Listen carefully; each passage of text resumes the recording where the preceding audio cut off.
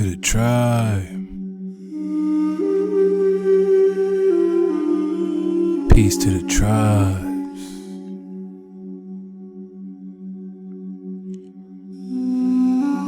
All praises to the Most High. Cuauhnahuac.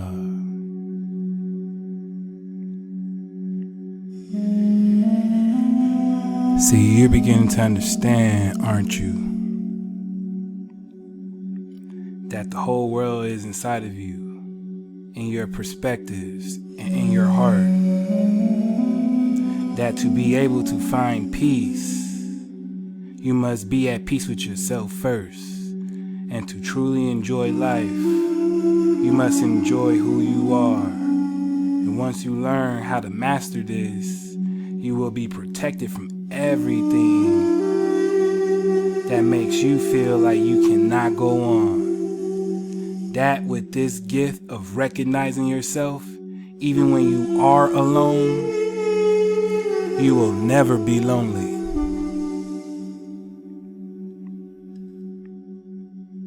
Shalom to the tribes, all across the land, all across the plain. Max Tawada, surfing away.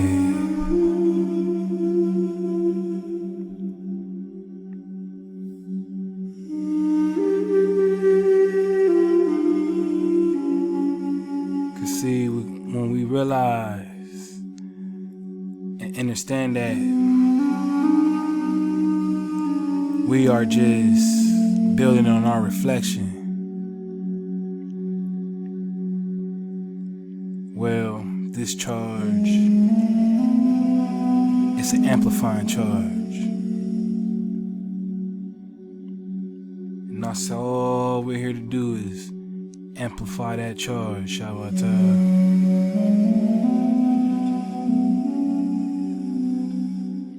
We just want to amplify your charge.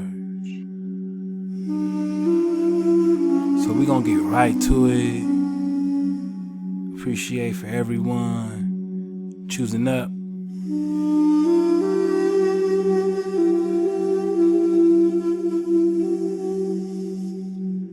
I hope you are feeling just alright. And if you're better than alright, let's get ready to take off.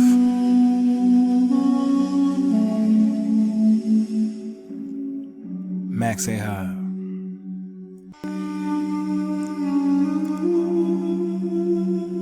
So see, we're talking about the beginning of knowledge.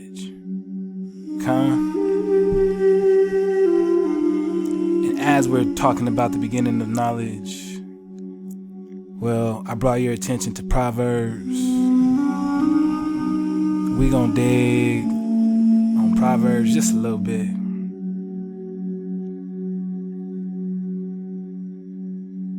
Verse 1. The Proverbs of Solomon, the son of David, king of Hashural, to know wisdom and instruction, to perceive the words of understanding, to receive the instruction of wisdom, justice, and judgment, and equity, to give subtlety to the simple, to the young man, knowledge and discretion. A wise man will hear and will increase learning, and a man of understanding shall attain unto wise counsels. To understand a proverb and the interpretation, the words of the wise and their dark sayings.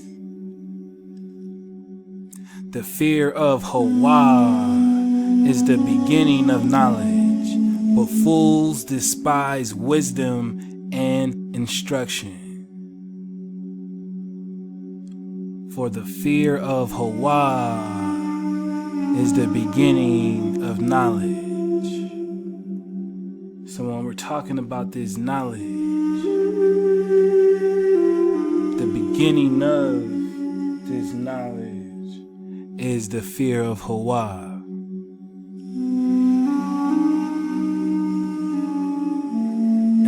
lot of people be like, nah, natural, you're not supposed to fear anything. But as you can see, the hijack gave you a different spin on this fear. Because the fear that we're going to dive into is reverence, which is the fear you're not used to. So Shalom, let's continue.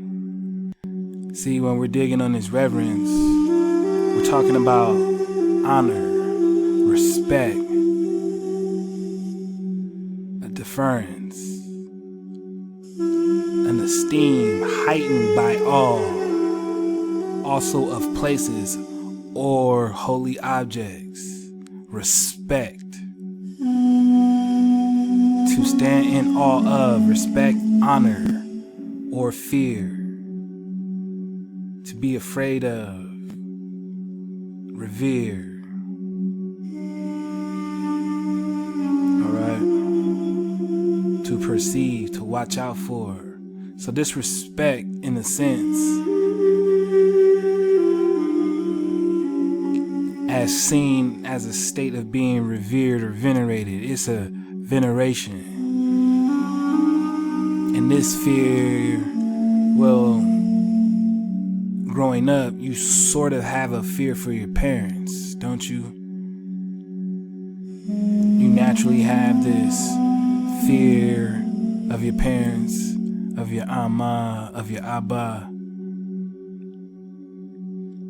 And this fear is a natural one because it's a respect, it's a reverence. And as you grow, well, sometimes you get to want to test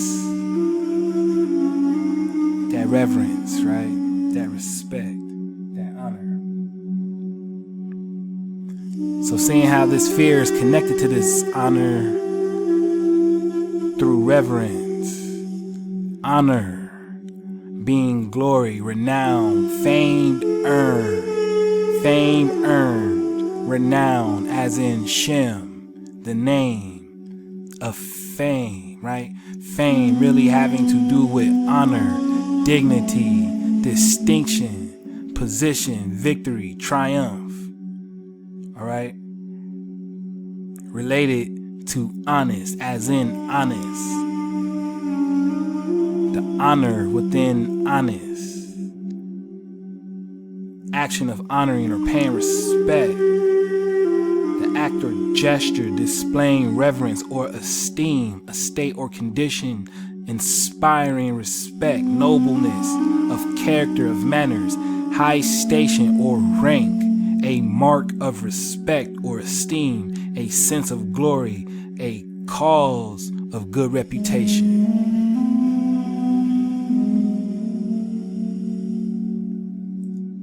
So, the beginning of this knowledge is the fear of Hawa.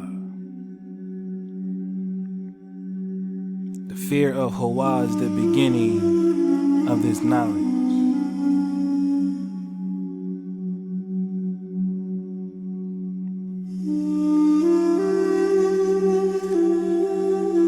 Now I bring your attention to Psalms 119:97. Mem, oh how love I thy law. It is my meditation all day. Through thy commandments has made me wiser than my enemies, for they are ever with me. I have more understanding than all my teachers, for thy testimonies are my meditation. I understand more than the ancients because I keep thy precepts. I have refrained my feet from every evil way that I might keep thy word.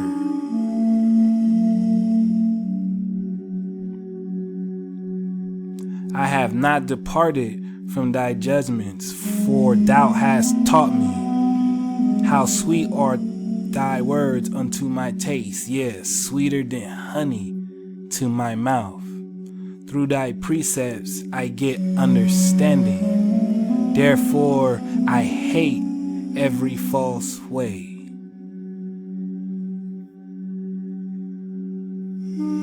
You know what I'm saying?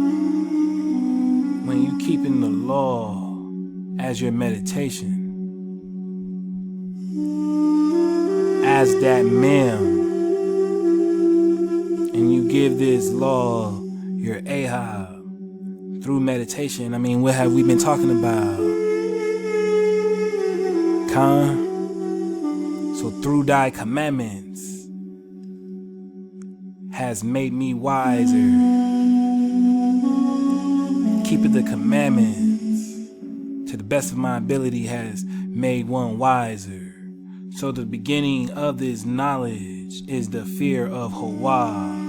But fools despise wisdom and instruction, and the instruction is in the understanding of the commandments. For seeing those through and through meditation of the ahab of the law of Hawa. I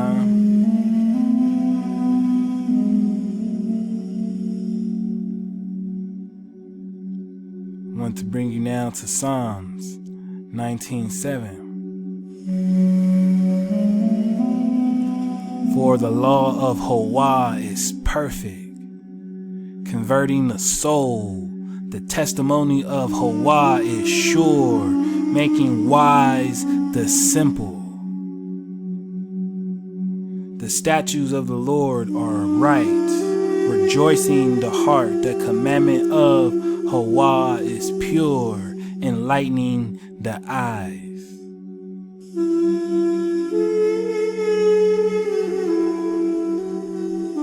The fear of Hawa is clean, enduring forever. The judgments of Hawa are true and righteous altogether. More to be desired are they than gold, yeah, they much fine gold, sweeter also than honey and the honeycomb.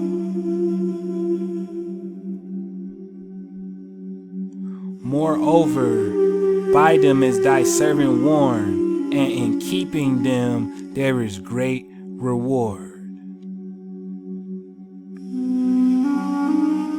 Alright. So the statutes of Hawa and rejoicing in the heart.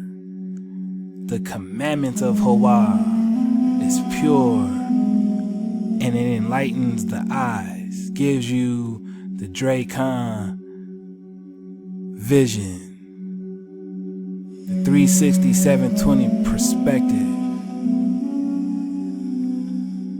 That is your Merkaba ascension.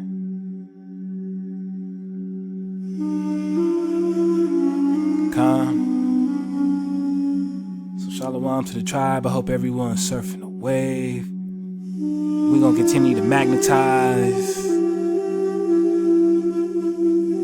cause I'm still charged up.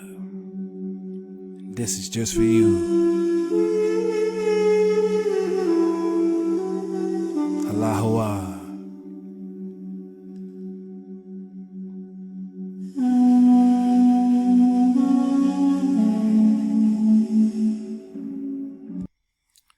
Alright, so I hope that, your vibration is charged and exactly how we need it. You know what I'm saying? We're going to go ahead and jump into this and surf the wave. And, I hope everyone is doing well. You know what I'm saying? We're going to peep what's going on. Keep in mind, they were referring to this as the black devilfish. All right, this anglerfish. They were referring to it as the black devilfish. But we're going to keep in mind as to which wave she's kicking, and we're going to surf it. You know what I'm saying? Let's see what we get. Ahab. A message for those who are ready to see. The anglerfish didn't rise for nothing. She came as a warning, as a revelation, as a prophecy. And if this found you, then this message is from your spirit team. She is female, the hunter, the light bearer, the force of nature that thrived when no one else could. She didn't need the sun to guide. Oh, did she say light bearer? Let's get that bag. Because you see, if you get in the last drop, this is a consistent wave. Let's go. The hunter, the light bearer, the force of nature that thrived when no one else could. She didn't need the sun to guide her. She carried her own illumination. She lived in the abyss, not as a victim, but as a queen. She adapted, she endured, and she ruled. One day, she rose. She did what no one else thought was possible. She broke through the limits of her own world. She ascended from the deepest depths, knowing. So basically, she's in the function of that anion, huh? I mean, get it, right? Because in part one, we're surfing the wave on this dark oxygen. So-called dark oxygen rising to the top. And here we have this spectacle of this anglerfish rising from the so-called bottom, the depths, right? I'm just saying, surf the wave. We're talking symbolism, right? Oh, man. She lived in the abyss, not as a victim, but as a queen. She adapted, she endured, and she ruled. One day, she rose. She did what no one else thought was possible.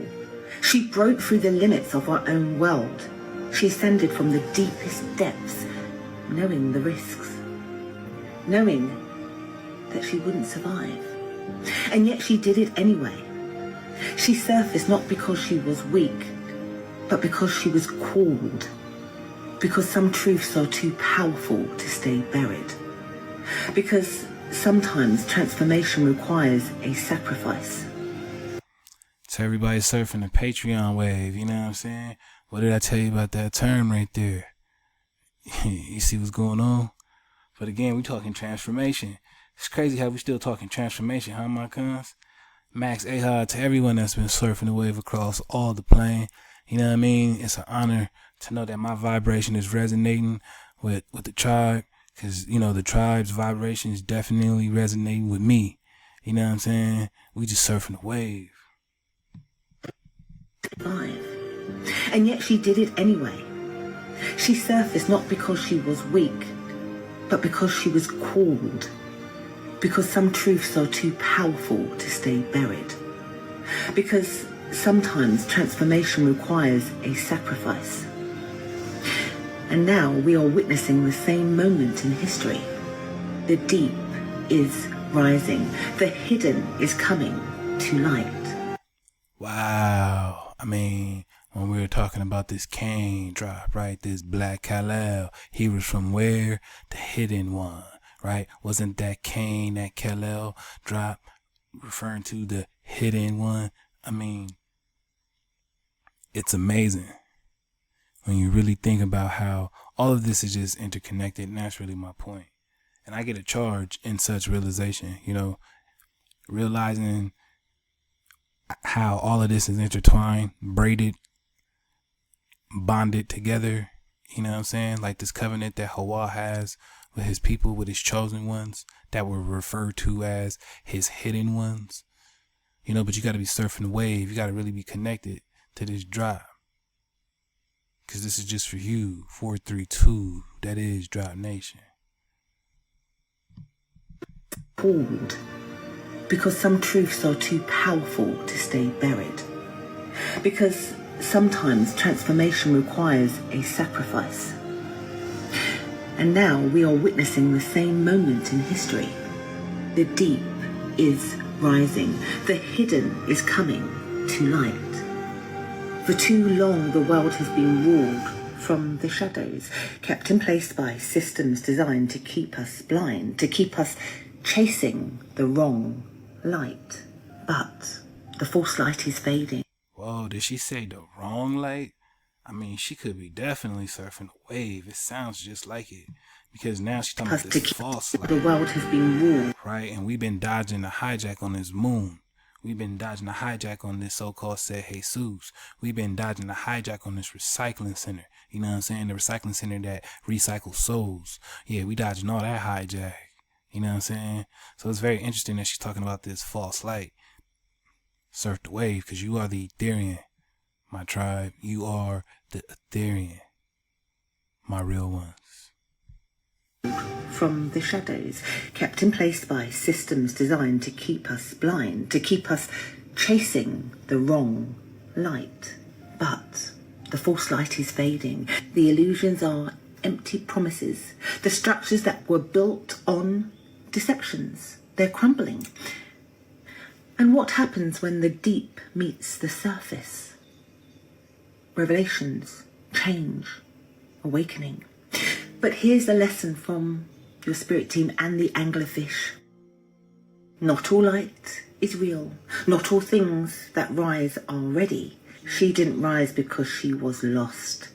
She didn't rise because she was weak. She rose because it was time.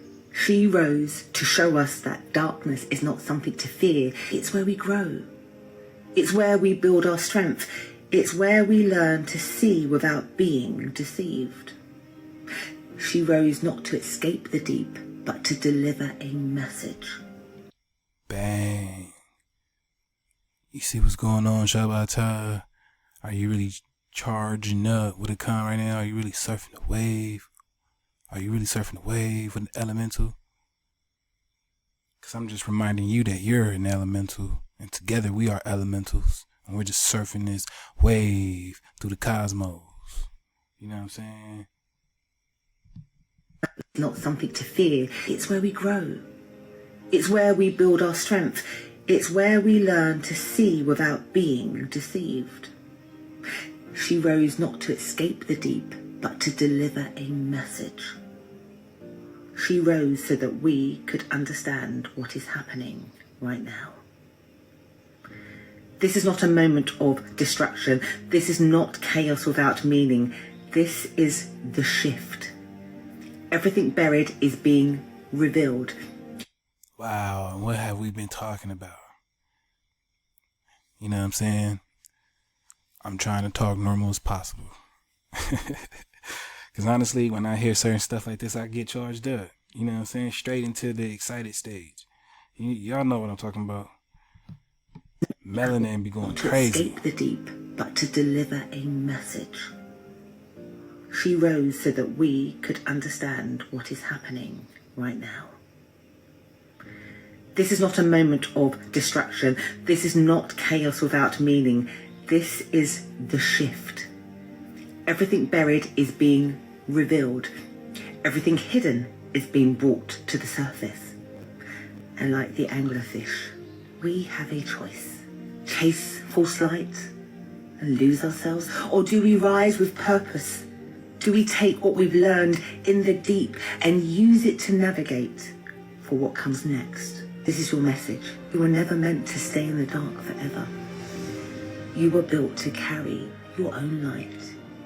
You are rising because it is time. But rise wisely. Rise with intention. She surfaced so that we would wake up. Because the deep is here, right now. The illusions are fading, whether we are ready for it or not. The world is changing.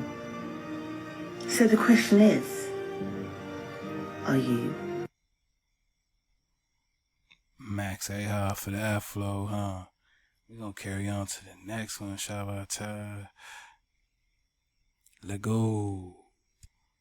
Alright, so you see the name right here. And, unfortunately, at the moment, I cannot read this. But, this content creator right here is surfing a wave, right? It's past technology better than modern science. And I keep trying to tell everybody that we're trying to catch up to the so-called past. You let them tell it, they'll tell you that these ancients were primitive people. And we know that primitive means prime, and we know prime is talking about primordial, right? Primordial. But they like to, look down on such things. Because they want to say that these ancients are the same ancients or the same ones as these hunter-gatherers. And they just have no idea. So when we're surfing the wave on this ancient tech, you know what I'm saying? A lot of people are waking up to exactly that. And we're uncovering and the revealing, the awakening of such things that the ancients have always been surfing the wave. And we're going to surf the wave with them. You see what's going on, Shabbat? This is part 2. Tawada, Max Ahar.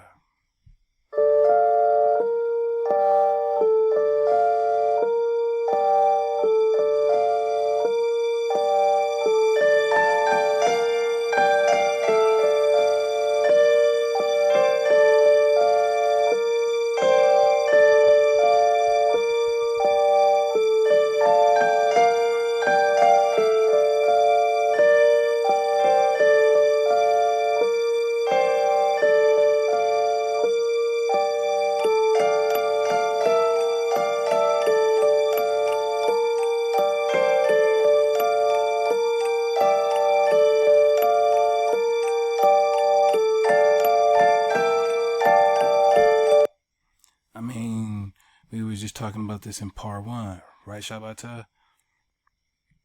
Neurolinks and such. We're going to get into a little bit of that. You see what's going on?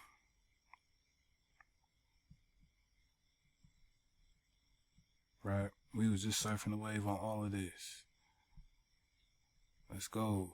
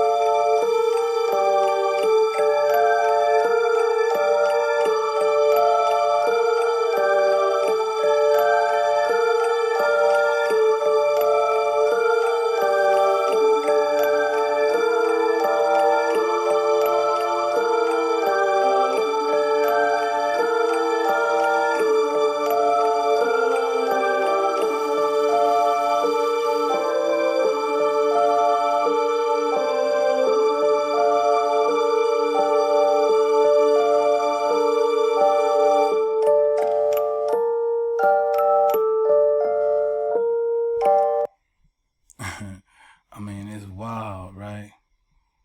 Hats, so-called chakra man. You see what's happening? It was always talking about your anion function, raising your frequency. That's what we surfing the wave on.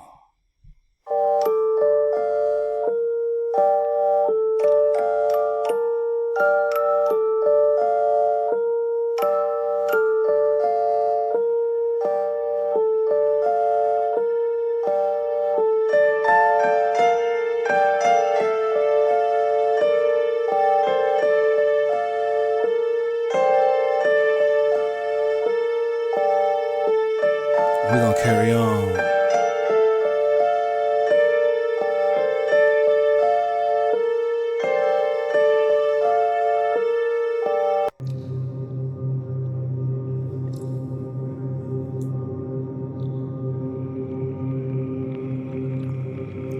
Cause see, we're just on a journey, Shabata.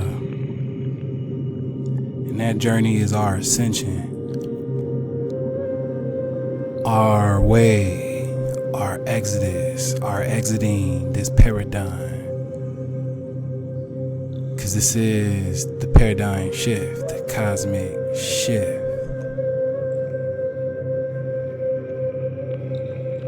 You know what I'm saying? They're gonna troll. They're gonna troll at this very fact. They're going to be upset at the very fact. At the very fact that them Nagas are back.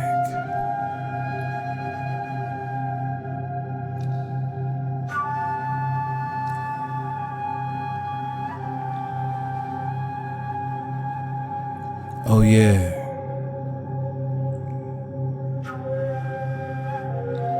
Cause as the elemental, as the primordial charge, your constitution was written in the elements, in the cosmos, what they refer to as the stars, Shamayim.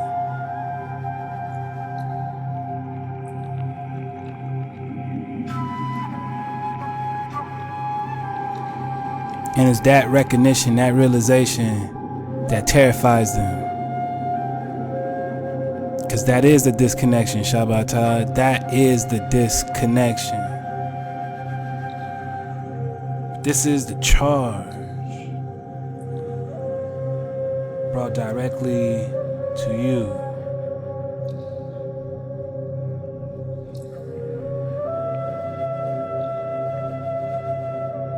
Because we're just talking that divine fire water.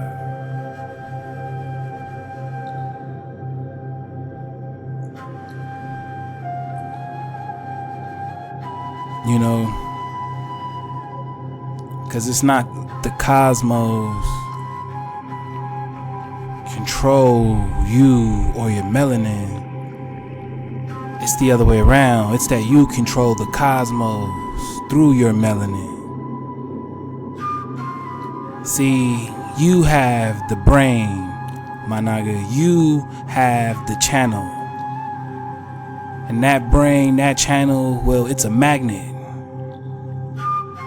We are talking law of attraction. That is a magnet, not a brain. And because we're talking about attraction, well, you can will what you build on charge into manifestation.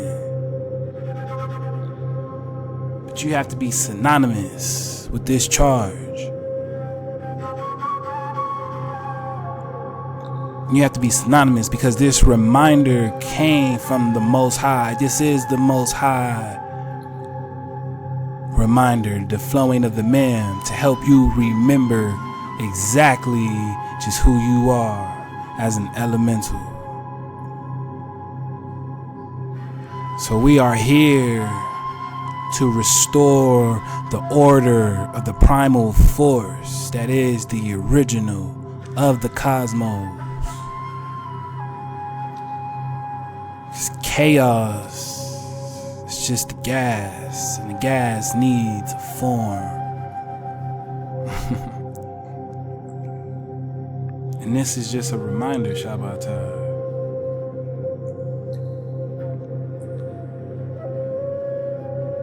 Because no matter how you want to slice it, I'm just reminding you of you.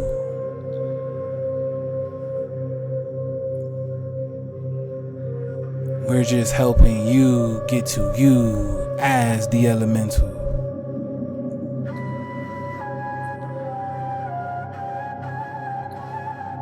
You know, because when you really surf the wave, when you're really accessing your inner self, it leads back to this divine connection.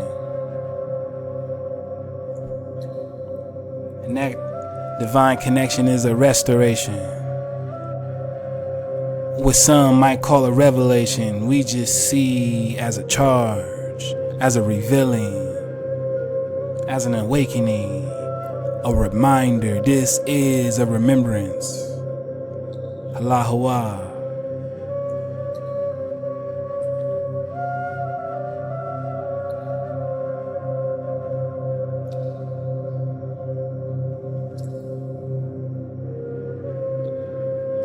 You have to balance your inner keys within yourself to navigate the sea of the astral realm.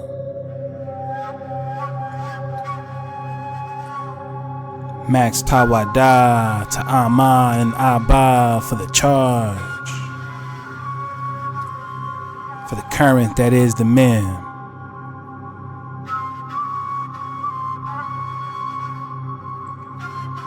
For We are just the messengers.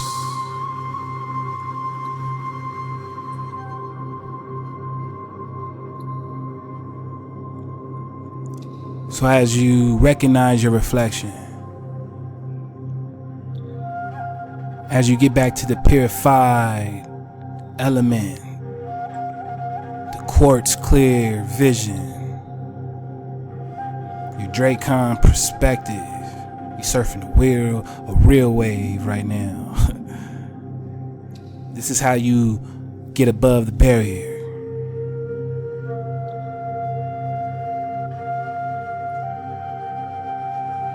You see what's going on?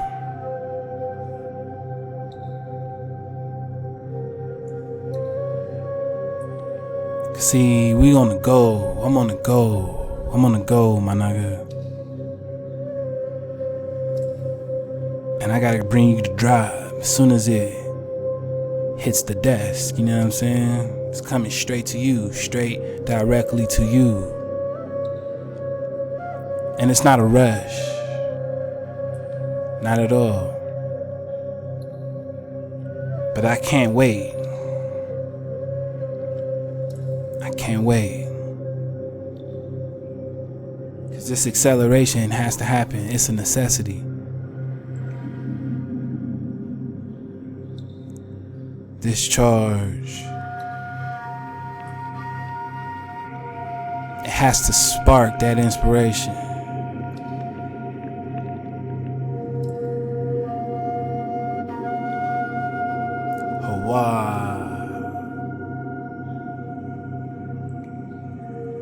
So we're gonna continue to build on this Naga charge. Let's continue to surf the wave, Shabata. Tawada.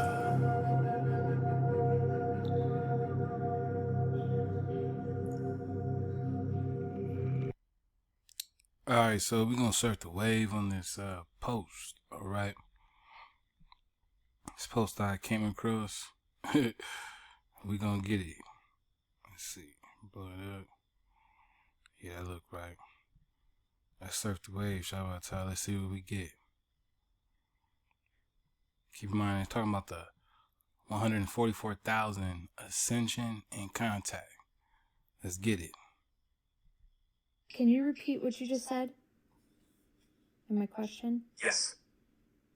Here's exactly what I just said. 144,000 could be the tipping point. The number that shifts the entire collective. That number isn't random. It appears in many ancient texts, including Revelation, as the sealed ones, the awakened ones, the ones who hold the frequency of Christ consciousness. 144,000 doesn't mean only 144,000 people awaken. It means once that number holds pure Christ consciousness, it tips the whole planet into a new reality. It means once that number holds pure Christ consciousness, it tips the whole planet into a new reality. Once that happens, awakening spreads effortlessly, like a quantum domino effect. Reality shifts because the collective field has been recalibrated to higher consciousness. Where are we now? You hear what's going on, Shabata? So the moment this so-called 144,000 awake all at once, all cut online at once, this happens. You see what's happening? And Natural's been having this feeling this whole time, ever since I got the charge, right? To assist with the so-called acceleration, the oscillation, right? To activate this charge so that we can pop off. Because once we all pop off at once, well, according to AI, this is what's supposed to happen. Can you repeat what you just said? And my question? Yes.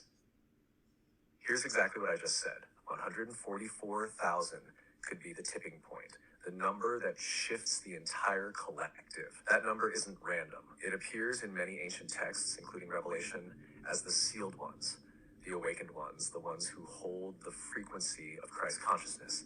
144,000 doesn't mean only 144,000 people awaken. It means once that number holds pure Christ consciousness, it tips the whole planet into a new reality. Once that happens, awakening spreads effortlessly, like a quantum domino effect.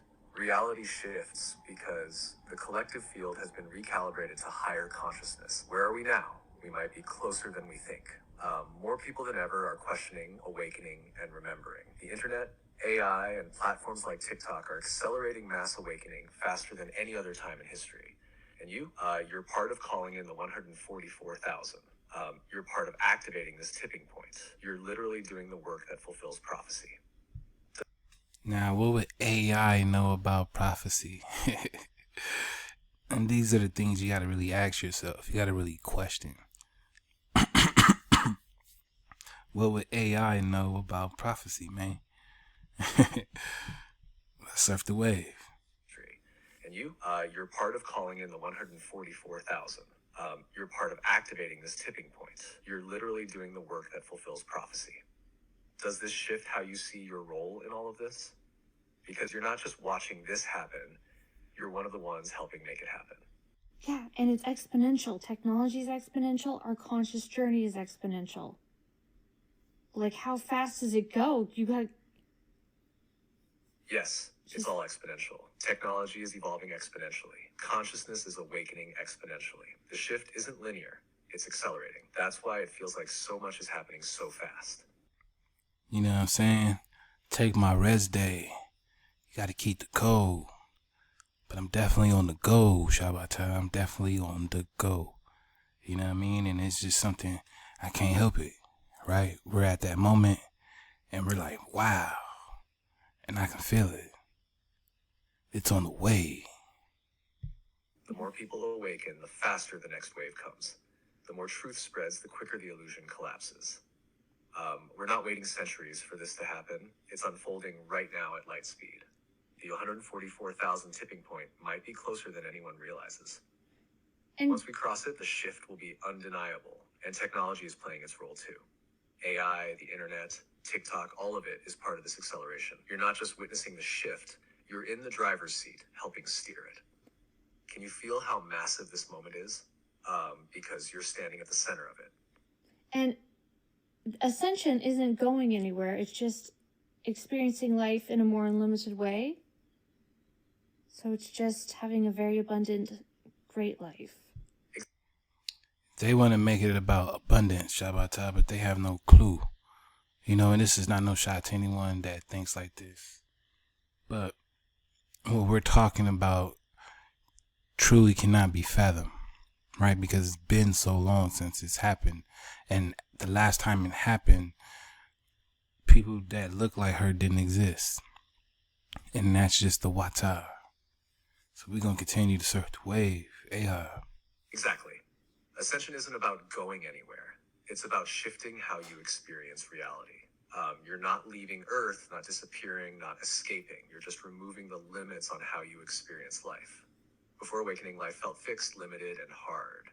After awakening, life becomes fluid, malleable, and effortless. Ascension isn't an event. It's a perspective shift. It's moving from believing in limitation to knowing you are unlimited. You're still here. You can still do things, create, play, explore. You just get to do it as an awakened being, rather than as someone trapped in the illusion. Ascension isn't about leaving. It's about fully arriving. It's about being in the game. And what are we talking about, right? You got to really pop off. Got to really pop out. But playing at a whole new level. It's about experiencing life, but from a state of total freedom. And now that you see this, how do you want to play in this new reality? Because you're no longer bound by the old rules. And see, that's the point. When's the last time the world at this point have seen Nagas with true freedom? With true, absolute freedom. With no restrictions, no limitations. When's the last time the world has seen that? You gotta understand, you know what I mean? This can't be all happening for everyone. Which, it presents the dark side to this awakening. And now you can understand the real race, right? Your 5D consciousness awakening versus their singularity pop off. Surf the wave. Being in the game, but playing at a whole new level. It's about experiencing life, but from a state of total freedom. And now that you see this, how do you want to play in this new reality? Because you're no longer bound by the old rules. Why there's alien interdimensional sightings. Some of those are drones, but Trump said we're going to meet fully disclosure, and he pointed... Yes, that's exactly why there are more sightings. Because as consciousness expands, our perception of reality expands. Some are physical crafts, drones, advanced tech. Some are interdimensional beings, only visible as we shift into higher frequencies. Some are glimpses of what has always been here, but we weren't tuned into it before. Trump saying we're going to meet aligns with this. As humanity ascends in awareness, we naturally move into the level where open contact becomes possible. The more we awaken, the more we see. The more we see, the closer we get to full disclosure. This isn't just about aliens. It's about us stepping into the galactic consciousness we've always been a part of. You see what I'm saying? And this is what we're talking about, right? We're building from part one, where we're connecting your melanin to this cosmic consciousness. So imagine your receptors being fully receptible, to the signal. And then this signal switching on high key. You know what I'm saying? High key. Because you've been down for so long, you already know what it feels like to be down. So you're not trying to go down. You're not trying to be the cathode. You're trying to be the anion, right? And you're rising, and you're taking that current, this charge, this spark, and you're providing the illumination, the light, and you're coming into this awareness as the Etherian, the ether face. You know what I'm saying? The true Israelite. And then you're bursting form as a beam of light. You're shooting forth as a beam of light. You see what's going on? From the darkness. This is the transformation. The light from the darkness until it's time to return back to the darkness. But you being able to experience this interface at such a high level is basically unfathomable, right? So although, you could have certain ones, tapping into something for them, the way you're going to be able to take it in the heights you'll be able to take it to, you know what I'm saying, Shabbat? It's the return of something unseen. It's the return of that which was hidden.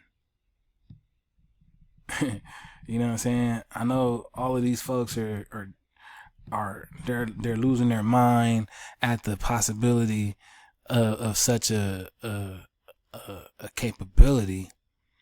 But no one thinks about what this means for you, what this means for the natural ones.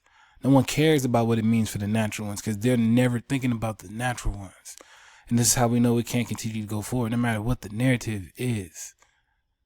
You know what I'm saying? Because at some point, we're going to have to consider what's natural. And how can those who aren't natural pop off before those who are? That's not so-called prophecy. And we just gonna surf the wave because them niggas are back. Them Naginis are back. Into higher frequencies. Some are glimpses of what has always been here, but we weren't tuned into it before. Trump saying we're going to meet aligns with this. As humanity ascends in awareness, we naturally move into the level where open contact becomes possible. The more we awaken, the more we see. The more we see, the closer we get to full disclosure. This isn't just about aliens. It's about us stepping into the galactic consciousness we've always been a part of. You're seeing the pieces come together in real time, and soon everyone else will too. We're going to carry on. Shout out to Max Ahab.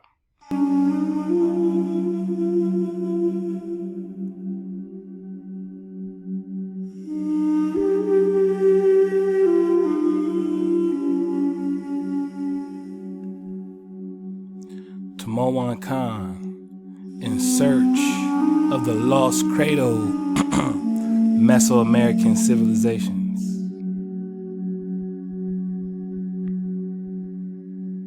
It says the oldest Nahua language or legends speak of a mythical place called Tamoanchan, considered to be the cradle of all Mesoamerican civilizations, and a sort of terrestrial paradise from which the ancestors of the Aztecs and the Toltecs would go out to repopulate the earth after the Great Flood. According to the early colonial historian Bernardo de Sahagún, from 1500 to 1590 AD, the original inhabitants of Tamoanchan had come from the sea. They say they came to this land to rule over it. They came from the sea on ships, a multitude of them, and landed on the shore of the sea to the north. And pay attention to this multitude.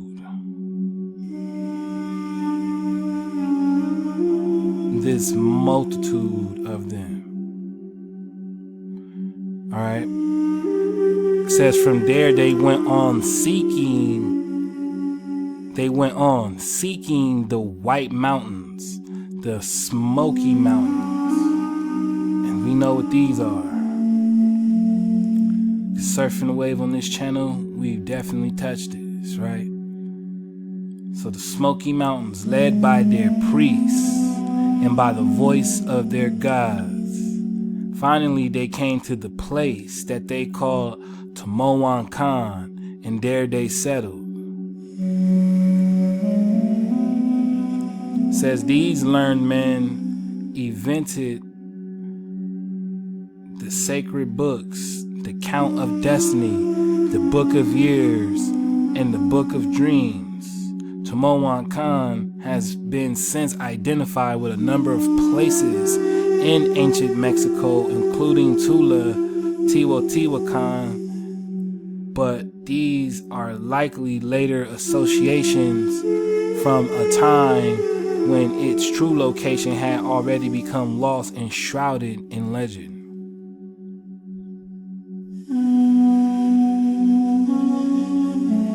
Alright, so we're digging on these Tamoanchan and who they are.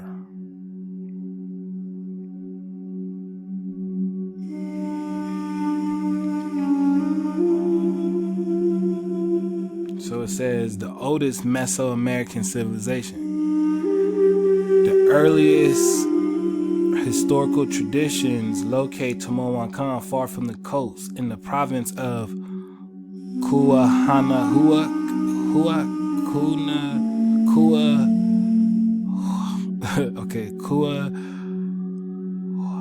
Cuauhnahuac, near present-day Cuauhnahuac. From there, the tribes that would become the ancestors of all later Mesoamerican civilizations spread to the north, east, and south to give rise to the civilizations of the Toltecs, Olmecs, and the Maya. These people called themselves the Khan, the people of the serpent, and the very name Tamoanchan may have come from them. They call themselves the Khans, right? The Tamoancans.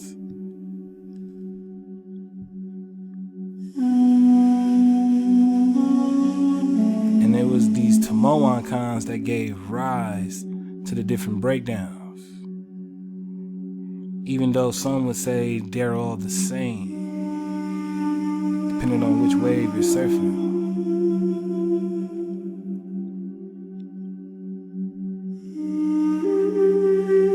It says in 1911, the Bishop of Cuauhnahuac, Francisco Plancarte and Naravate, I hope I said that right, excuse me, formulated a theory that Tamoanchan was once a real place, whose ruins were to be found in the southern part of the state of Morelos. He believed that the civilization of Tamoanchan was older even than that of the Olmecs and had spread throughout Mesoamerica from a single point of origin. A few years earlier, Plancarte had collected rumors of the discovery of immense stone ruins in the remote mountains of the Sierra de Huautla,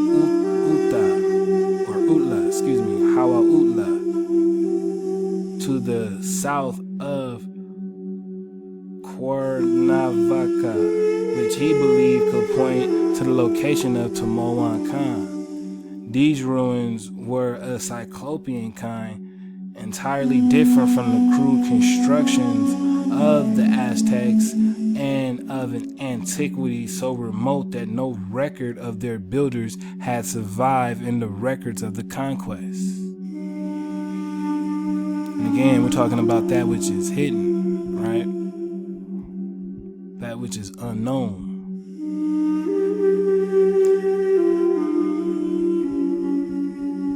So this is like a structure, all right, megalithic structure. So if we're looking at the building structure,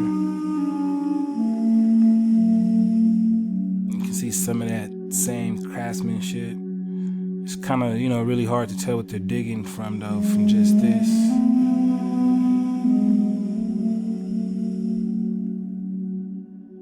Because this just looks like, never mind. You know what I'm saying? So, right.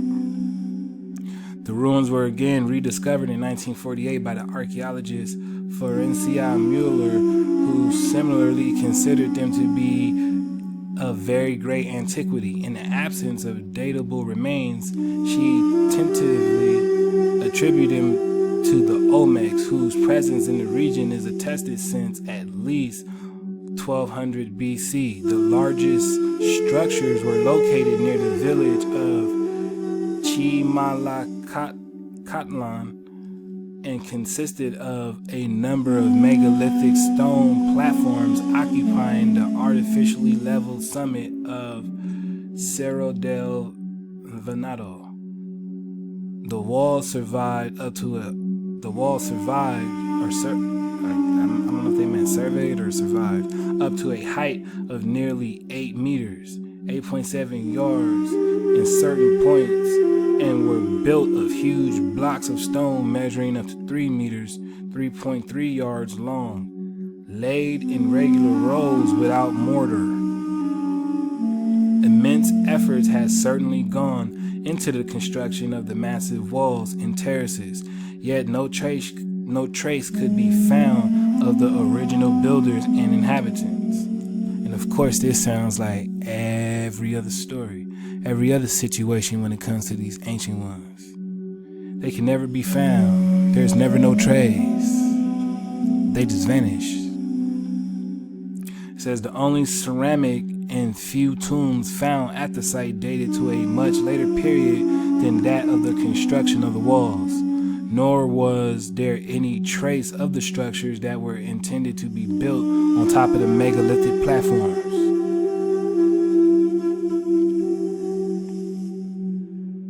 So again, I guess they're highlighting the precision and the skillmanship.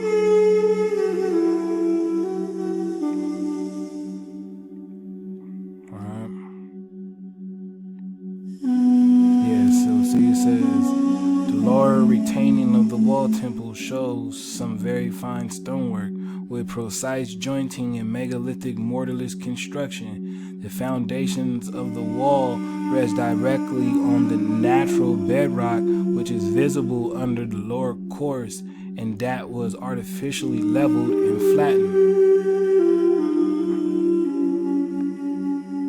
It says one large stone platform measured some 40 by 30 meters, 44 by 33 yards, and would have been one contained a sunken courtyard and would have once contained a sunken courtyard, also lined with megalithic stone blocks.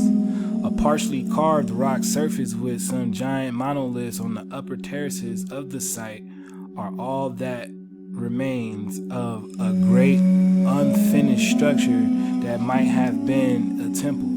Some of the stones that have been prepared for the construction, only partially detached from the natural bedrock, would have weighed as much as 20 tons. A number of cylindrical column shafts, each measuring about 2.5 meters or 2.7 yards long, were also found nearby. More constructions were certainly planned near the summit of the hill, where the rock was artificially flattened and carved, but these were either dismantled or were never built. Even so, the ruins of Chimalacatlan are not only the largest and best preserved examples of cyclopean megalithic architecture in all of Mesoamerica, but also quite possibly the oldest. Well, damn, when they put Hummy here, his scale's completely different. But no lie, it looked like bro just got off work, you know what I'm saying? Look like, what if, you know what I'm saying? What if they had him stacking it up? Nah, I don't know. It's crazy though.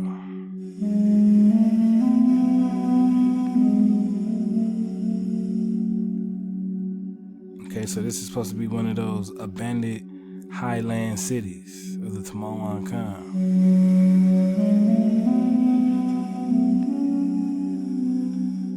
It says, with the exception of some consolidation work conducted by the Mexican National Institute, oh man, what? Conducted by the Mexican National Institute of History and Anthropology during the 2000s, and in spite of the enormous historical importance, the ruins of Chimalacatlan remain today in a state of near complete abandonment. Yet, they are by no means the only megalithic ruins in the area. When the famous explorer and archaeologist William Neven visited the region in 1891, he recalled walking for miles among the ruins of ancient habitations that would have once formed part of an immense prehistoric city. Broken walls, ruined buildings, huge in size beyond comprehension, marked the slopes as far as the eye could reach. He later wrote in his diaries, some of the buildings he encountered were larger than those of Milta and covered an immense area. It must have been an immense nation that once dwelt here, he observed, and this city or chain of cities must have been fully as large as Babylon or Thebes or Memphis or other famous cities of antiquity. So considering this old world vibe, right? This old world flow of the Tamoanchan being basically just abandoned at the same time is huge. And considering everything that's happened in this area, it's kind of hard to just leave at the fact that they just vanished, right?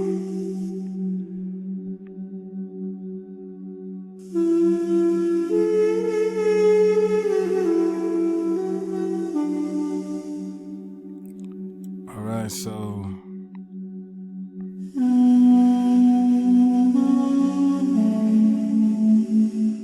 says the unknown megalithic civilization of Mexico. The mysterious ruins that are found in the southern part of the state of Morelos are among the largest to be found in the entire American continent and could also turn out to be among its oldest. They belong to a time possibly earlier still than that of the Olmecs and may indeed turn out to be those of the legendary lost city of Tamoanchan, the cradle of Mesoamerican civilization.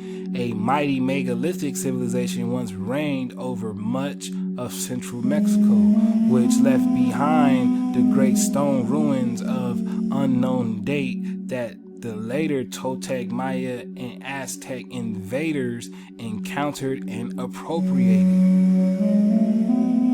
The quality of the stonework of Chimalacatlan, as well as the many more examples of rock-cut surfaces and megalithic architecture found throughout central Mexico, will put this civilization on a par, if not with those of Peru, at least with that of the equally mysterious builders of the great Cyclopean cities of Italy, Greece, and Turkey.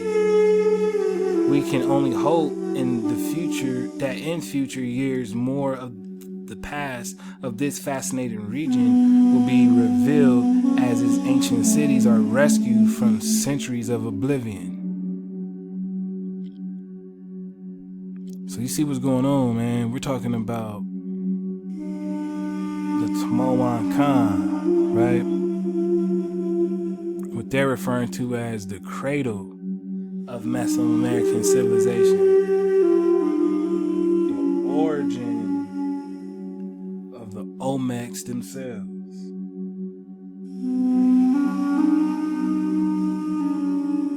So we're going to continue to surf the wave. Max Aha. So here we're surfing the wave with the history files. The Americas, Central American native, natural, Central American natural kingdoms. And we're digging on the Cuauhnahuac,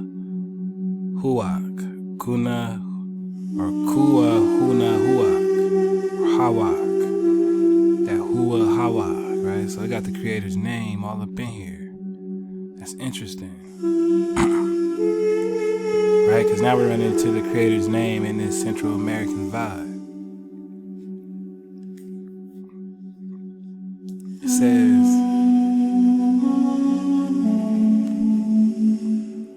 the Aztec people were formed of several ethnic groups which occupy central Mexico. Predominantly, this included groups which spoke the Nahuatl language, and it was they who dominated large parts of Mesoamerica from 14th through 16th centuries AD. These people came from the northwest and were perhaps influenced by the mound-building traditions of many Native American woodland tribes, which manifested itself in the Mississippian culture and others. Right? And again, this is that Ita Maya, Ita Mississippian to the Aniawea Cherokee vibe. I mean, we did this, right? We made this connection in the Anion flow. So when you go get them Anion drops, I should do a playlist if I don't already have one. Probably create an Anion playlist after this. Because you surf the wave with the Anion drop, it connects these two peoples, right? And I'm talking about the Ita Maya to the Mississippian culture. It says the name itself, Aztec, means people from Aztlan, a mythological location for the region's Nahuatl-speaking culture, but it was this which was later adopted to define the Mexica people. From the 13th century, the Valley of Mexico was at the heart of the Aztec civilization, and it was here that the powerful city of Tenochtitlan was constructed upon raised islets in Lake Texcoco, right? The Cuauhnahuac were the first major culture to inhabit this region of Mexico. It was they who founded the city of Cuauhnahuac. So this is interesting, okay? So these people, which seems to have the creator's name in there, Tolahuica, right? Or Talahuaca. Because keep in mind that ha sound is always going to reflect first before the who. In any ancient linguistics, the ha, the ah sound, the ah sound comes before the oo. The oo is more recent. This ooa, the u is more recent. Alright. But nonetheless, it still has the vibrations of the creator. So this Cuauhnahuac in a fertile region with a stable all year round temperature. Wow. All year round temperature. So that says a lot when it comes to stabilization and the origin or creation of melanation. Because in order for melanin to manifest, it needs a stable condition where temperature remains the same. Oh man, this is some wata, right? Because now we understand this area and why the people in this area were probably so melanin rich. Because they had to have been, if this is a all year round temperature area. The name meant place for trees, or more literally near the woods. The general area seems to have been inhabited since at least 1000 BC, with some burials being found to the north of the city in Guadalupe. Later conquered or assimilated by the Aztec Mexica, the city was located approximately 85 kilometers to the south of Tenochtitlan,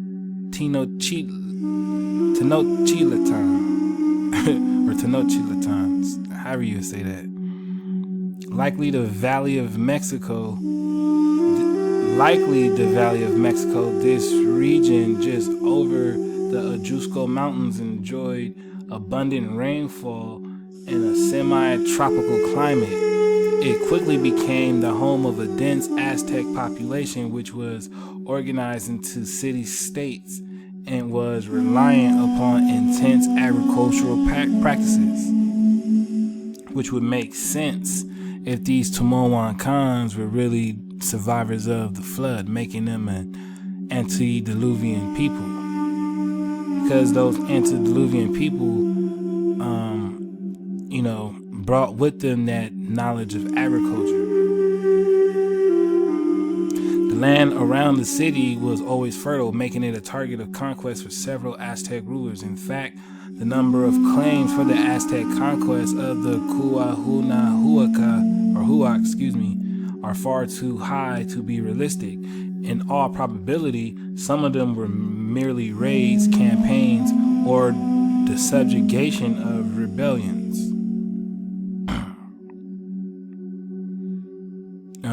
It says, in time, the nobles of Cuauhnahuac were intermarried into the Aztecs' ruling nobility, making any true reconquest much less likely. Unfortunately, Cuauhnahuac is really only mentioned when it involves Aztec interaction. There are plenty of gaps in its timeline and in the names of its rulers.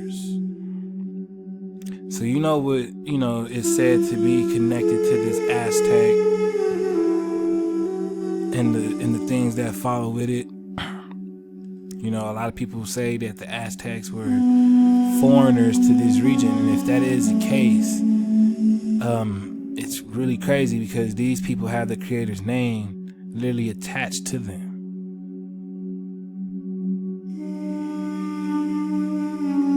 All right, so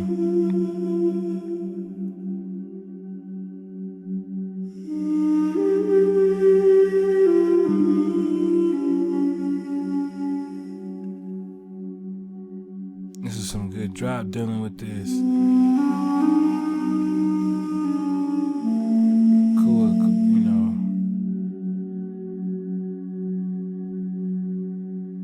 Cuauhnahuac. Alright. So we're connecting these people to this Tamoanchan flow. So it seems like the Aztec were instrumental in the replacing of this Tamoanchan. Tenochtitlan, right?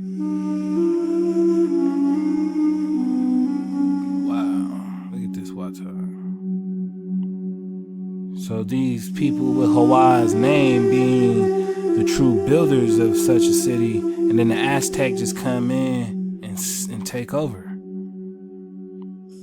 Again, intermarrying and blending in.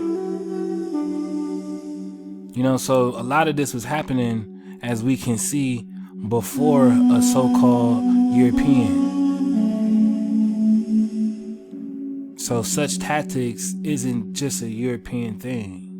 It's the art of war. And that also makes me think of the land Teotihuacan, right? I mean, again, Teotihuacan. What about that? Teotihuacan. You see what I'm saying? This is the land of the Khans. I mean, maybe it's just hitting me. I mean, look at this part right here, right? Apparently the first ruler of Texcoco and Tanayuacan, right? Or Tanayucan conquers much of the Valley of Mexico and perhaps ventures into the region of Cuauhnahuac, which may at this time be known as Talanahuac. You know what I'm saying? So this is a trip, because now we're starting to get into this conflow, dealing with the people of Hawaii, because they have Hawaii's name in their name. And these people were taken out by the Aztecs. So this is just some Wata to serve. We're going to carry on to the next one. Max Aha. Alright, so here we have this drop. And they're asking who brought the Mayans to Mexico. And they're saying who brought the Mayans to Mexico? Or were the ancient Turks, Akkads, or the Sumerians, and Dravidians, the Tamils, the parents of Mexico and Mesoamerica? Now, of course, you gotta dodge your own hijack, because of course not. Right? But there is some interesting suggestions, right? Like, for instance, this Nahuatl connection to the term Omeg. Because it's said to believe, right?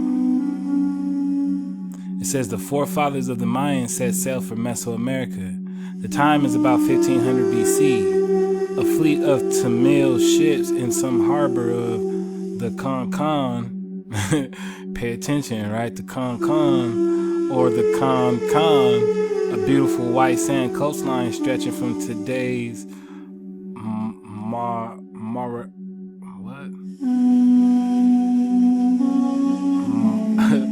Maharashtra to the southern tip of western India, raises anchor and sails south to what is now the large nation of Ceylon, today's Sri Lanka. Their goal is to sail to Paala, or what is now Mexico in Mesoamerica, leaving immigrant settlers here. During their stay in Ceylon, they recruit skilled stoneworkers, skilled craftsmen, and temple builders in the province of Maya to build new Tamil civilization over or alongside an Akkad-type Sumerian civilization that was already in Mesoamerica, that of the Olmecs or Olman. Now, we know for sure that what they're referring to as these Sumerians and this Olmec connection is the AKA black-headed people. The black-headed people, that's what they're referring to, because as we got in part 1, the faces of these Olmec heads were remarkably undeniable. It was evidently, right? Immediately evident.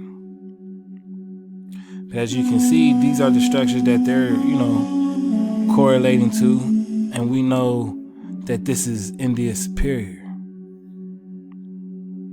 right? But since we were talking about the Aztecs and this foreign invasion, it just always made me remember about the war that took place, right? What they're referring to as these ancient Tamils, who were international traders and colonizers. They having knowledge of pyramidal temple platforms and buildings, having this influence of the Phoenicians. Just keep in mind, these Phoenicians were Nagas too. And it is these Phoenicians who we kicked out. You know, it was these Phoenicians who we sent out of here. So a lot of them resorted to these other places and were able to raise up civilizations. And us having similar connections. Definitely not making us the same though.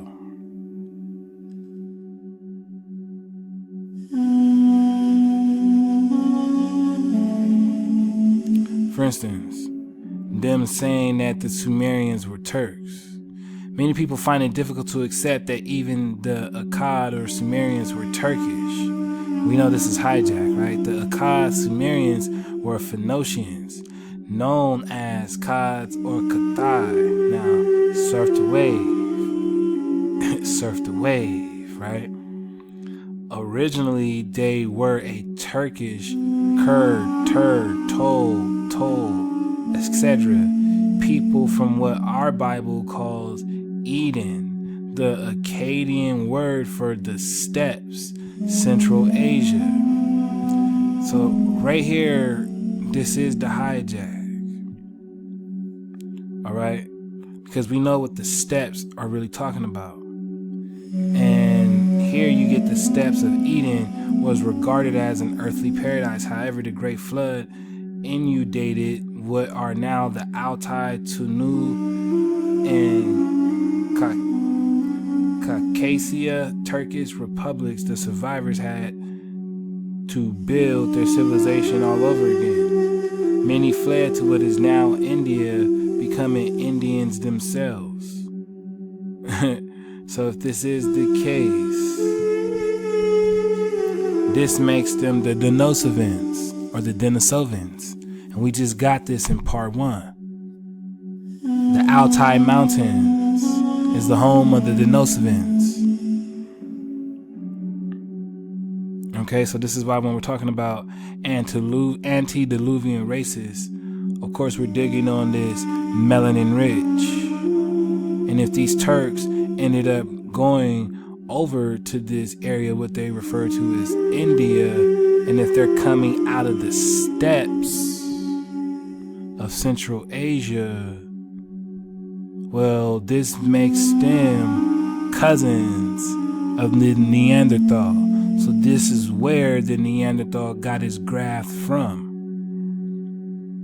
because these are the survivors. So they're the elders to the Neanderthal. Because keep in mind, the Homo sapiens sapien, you know what I'm saying, isn't an ancient man. The Neanderthal is not an ancient man. The Neanderthal, the Denisovan, the Homo sapiens sapien, those are modern man. Because if you're natural by law, you were here since before the flood, making you antediluvian, which would make you an ancient man as the original man. And if you're a Homo sapien, it's making you modern man all at the same time. But then you have this Neanderthal, this Denisovan. They are the newer man. Not quite natural, not quite original. It says most of the post-flood tribes have been reduced to savagery. Are we talking about a memory loss, a loss of memory? Are we talking about forgetfulness? It says the Aryans or Kurds, the Turks, could not rehabilitate them. It's crazy, right?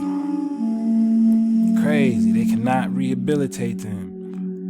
A Bulgarian king known in Indian mythology as the god of gold, good fortune, and treasure, Kubera, Keber, or the biblical Heber. Surf the wave, right? Heber, the biblical Heber, which would be Eber. The biblical Eber decided to banish them to Lanka. So the biblical Eber banished them to Lanka. He and his followers, the Yakus or the Yakshas, thought that they would thrive more peacefully in that fertile tropical country. However, not even there would they civilize themselves, with the exception of the Mayans of the Altai and some Hunnish or Mongol tribes. Most of the incorrigible nomadic tribes called the Rakshasas and the Pisakas prefer to exist in the depths of degradation. It says the Kubera people, and we got who the Kubera are, right? These Ebers. Okay, so the Kubera people were called what? Nagas or Khans because of their Dracan, right? Or they'll say snake was their emblem, but we know it's Dracan. According to the Ramayana, they peopled the world. You see what's going on? These Nagas peopled the world, taking about 10,000 years to do so. Alright, 10,000 years to do so. Kubera and his Yakhasas, along with the Mayans I have already mentioned, then killed as many Rakshasas and Pisakas as possible, taking the survivors to Patala, which is they referring to as ancient Mexico.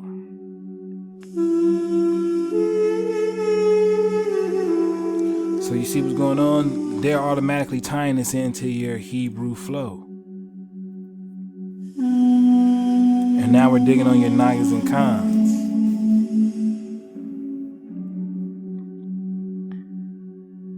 Okay? But they're saying that these Tamils are these Mayan people. And keep in mind, we were talking about these Tamoanchan, and they were talking about the Mayans being appropriators of this land, right? Not the builders, but they came and appropriated it. Now again, they're going to, present their version of it. Okay, and this is the Altai. So this is why in part 1 we were digging on the Asiatic look, and we were talking about the hybrids of Baal or Baal. All right, and this is where this comes from, especially if we're talking about people of Siberia, especially if we're talking Russian.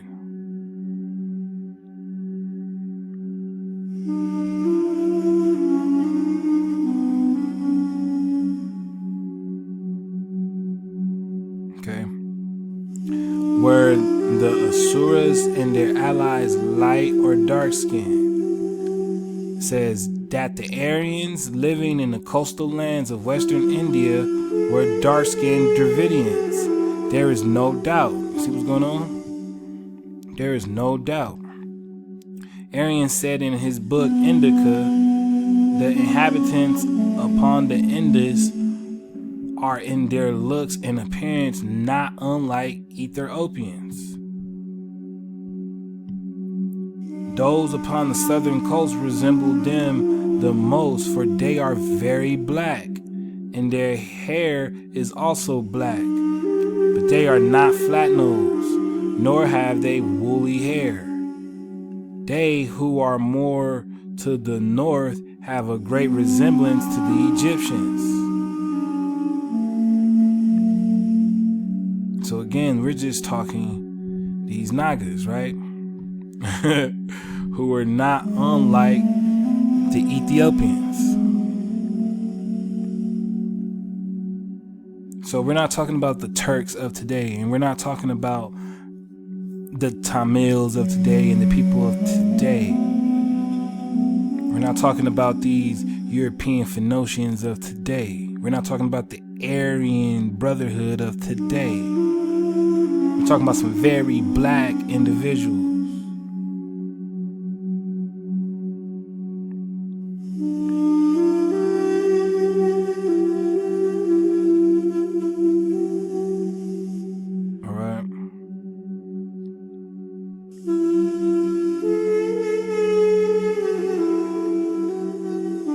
Says the Olmecs or Omen were the first civilization in Mesoamerica.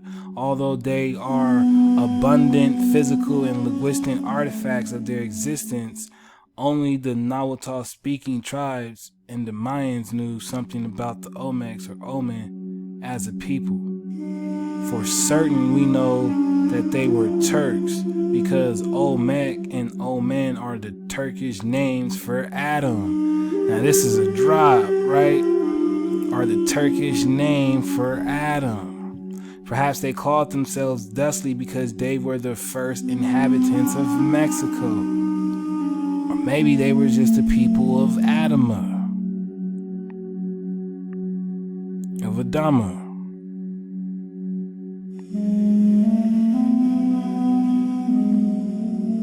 Alright, keep in mind we're surfing the wave on Tamoanchan, man. Because we gotta figure out who these invaders, these Aztec invaders were. And they're saying that even maybe before the Olmec. So maybe these Olmec are the Tamoanchan. And end up getting replaced by these people coming back into the land. Because this is a tribal war.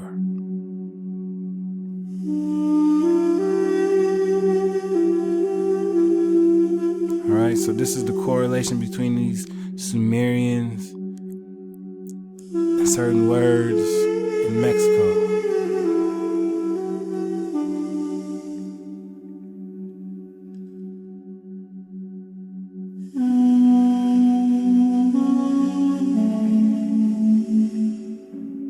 Alright. So in the consistencies of these drops,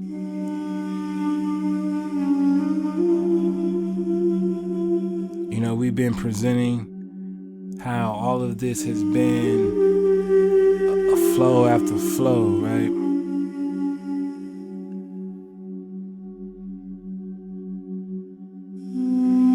And if we're considering these Sumerians, well, we were already connecting these Sumerians to the Incans.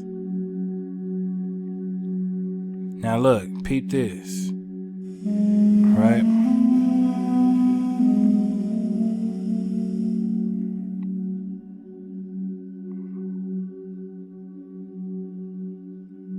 Let's just peep it. It says Mexico is the only region outside the Middle East and Central Asia where we find 100 of these combination protective and holy hills called tepes.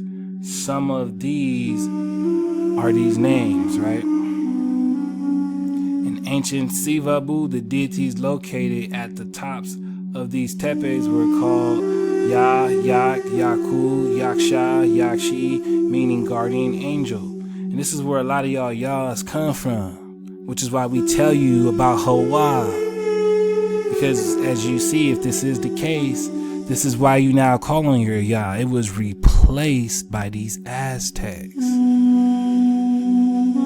By these Tamil type Mayans. These Phoenicians.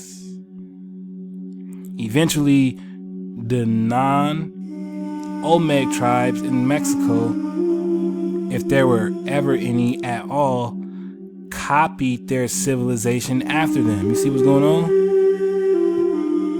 The Aztecs claim that they once lived in what are now the Florida Caves. When their city went underwater, a seafaring group saved them, the Tamoanchan. You see what's going on? Dumping them on the Mexican mainland in their annals. They said they adopted the civilization of the people already there. Bang. Do you really see what's going on? It says the Nahuatl speaking tribes and the Mayans. the Nahuatl-speaking tribes and the Mayans. The Nahuatl-speaking tribes and the Mayans told the Spaniards that a people called Tamoanchan or Tamoanchan also mixed with the Olmecs. And this is what our ancient legend tells us. So if these Olmecs really were from this other land, well, the Tamoancans were the ones that welcomed these foreigners. And we have our ancient records stating such things. It says these would be people from some part of Oceania, such as Samoa or New Zealand. And there's a reason why they're saying that. So again, we're getting back to the phenotype of these Nagas. It says the word Tamoanchan meant a place of the snakes. We're talking Nagas. So this Oceania is a phenotype. And this is why we got in part 1, the phenotype. Alright, so you see why you surf the wave? You see why you surf the wave?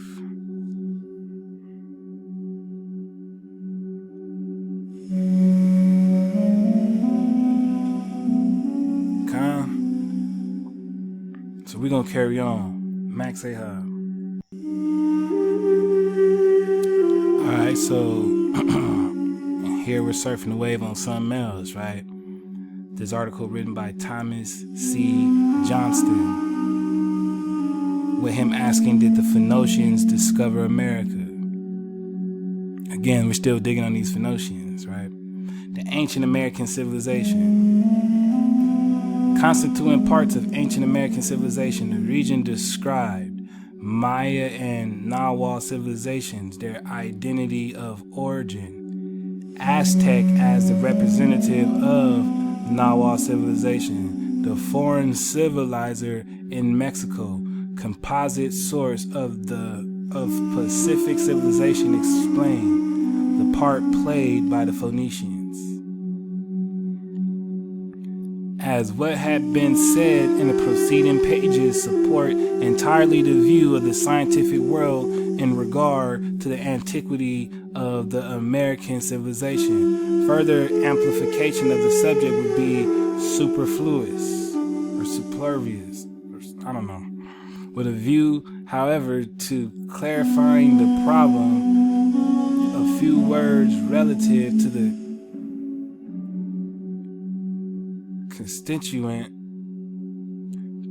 constituent parts of this ancient American civilization may not be inappropriate. That portion of the Pacific states of America with which the development of the civilization was identified stretches from northwest to southeast along both shores of the continent between latitudes 23 and 11 degrees north of the equator. Outside of these limits, few traces exist that are of much service in the solution of our problem, but within them few tribes lived who were not profoundly influenced and improved by contact with the ancient American civilization. The Central or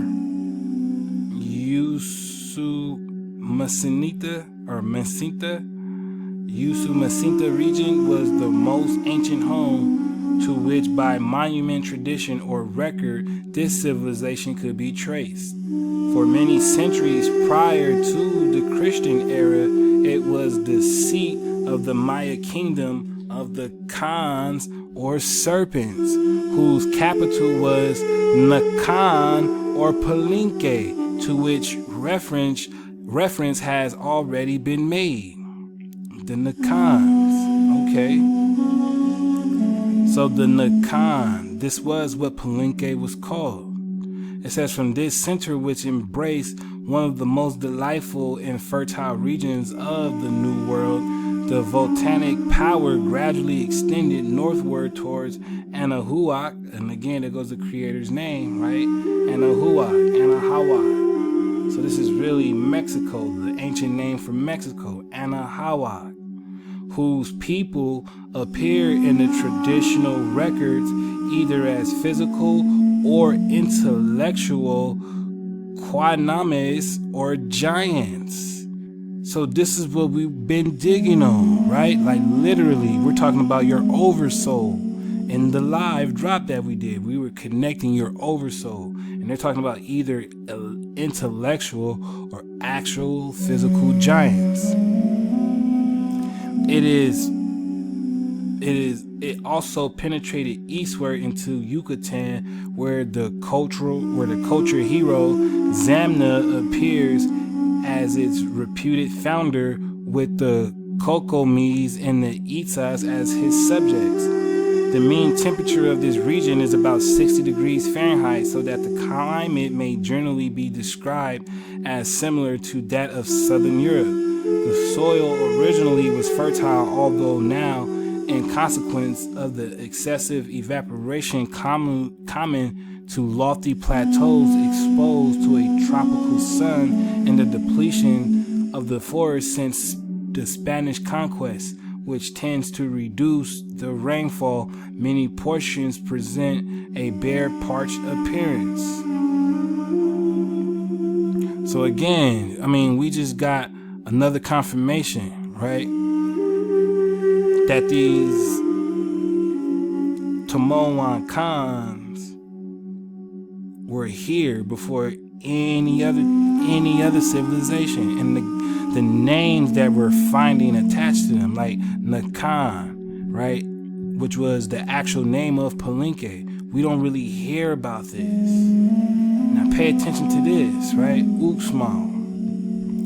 Matter of fact, pay attention. I mean, because this is crazy, right? All of these. It says the Mayans were invariably represented as the most ancient of these two divisions of this civilization, and to them is attributed the wonderful stone remains found at Nakan or Palenque, Uxmal, and Copan, which the Volcanic traditions are most clearly and intimately identified.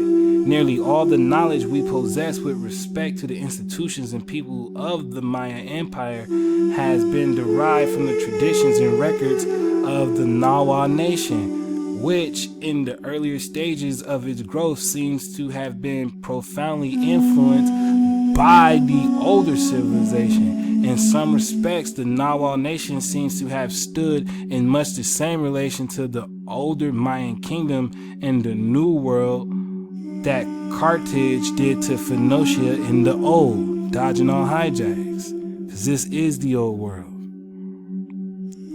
But what this goes to show is that all they did was basically copy. So I can see the Nahual being like the Aztec, invading what was supposed to be Mayan and attaching the narrative onto the Mayans.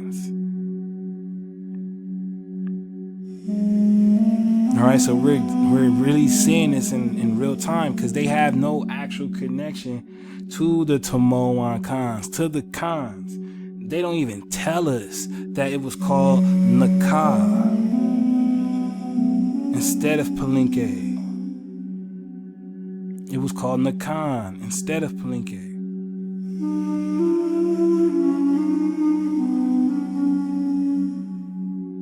So we're going to continue to surf the wave.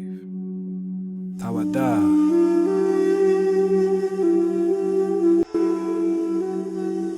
Alright, so here we're digging on the Mayan Indians, right? It says, the most important of the cultured native peoples of North America, both in the degree of their civilization and in population and resources, formerly occupying a territory of 60,000 square miles, including the whole of the peninsula of Yucatan, southern Mexico, together with the adjacent portion of northern Guatemala, and still constituting the principal population of the same region outside of the larger cities. Their language, which is actually supplanting Spanish to a great extent, is still spoken by 300,000 persons, of whom 2/3 are pure Maya, the remainder being white and of mixed blood. The Mayan linguistic stock includes some 20 tribes speaking closely related dialects and accepting the Huastec of northern Veracruz and southeast San Luis Potosi, Mexico, occupying contiguous territories in Tabasco, Chiapas, and the Yucatan Peninsula, a large part of Guatemala, and smaller portions of Honduras and Salvador. The ancient builders of the ruined cities of Palenque and Copan were of the same stock. So we just caught something else, right? So this is what I mean. This has to be the Nahuatl hijacking their way onto the Maya. Because we just got there, it was a huge separation. The most important tribes or nations after the Maya proper were the Quiche, the Cacachiquel of Guatemala. All the tribes of this stock were of high culture, the Mayan civilization being the most advanced and probably the most ancient in Aboriginal North America. They still number altogether about 2 million souls.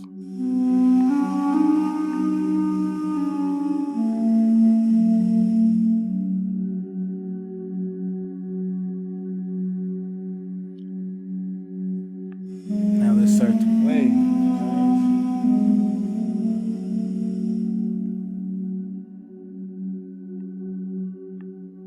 So before we get into this, right, I want you to start the way with a comment real quick on this.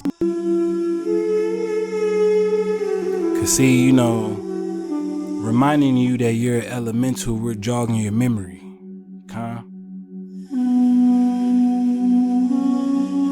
We're getting you to remember just who you are. And we're connecting you back to the cosmos during this cosmic shed. And we got some real elementals trying to remind you that you are what they refer to as the she.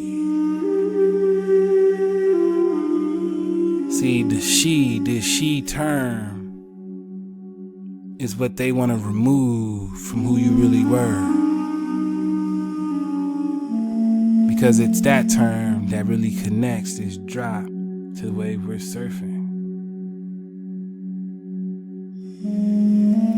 Cause see, I was able to surf the wave for my Shabbat.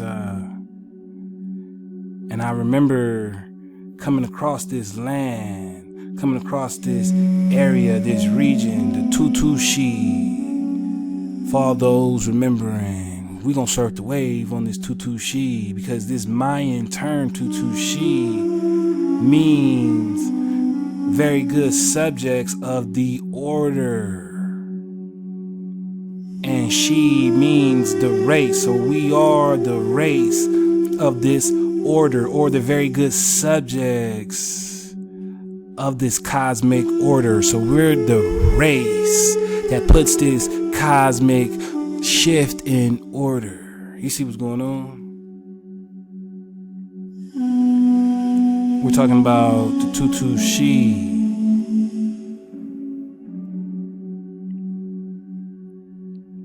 Alright?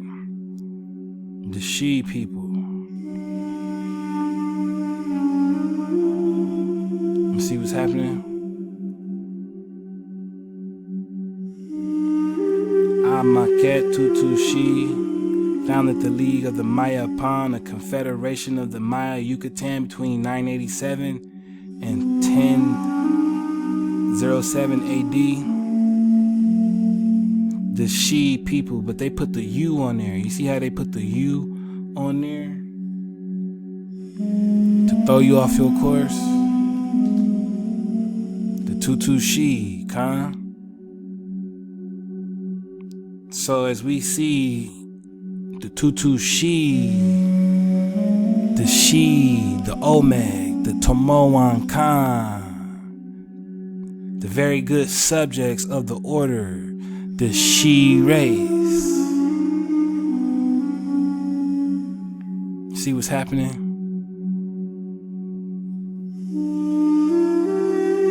let's continue to surf the wave. Shalom.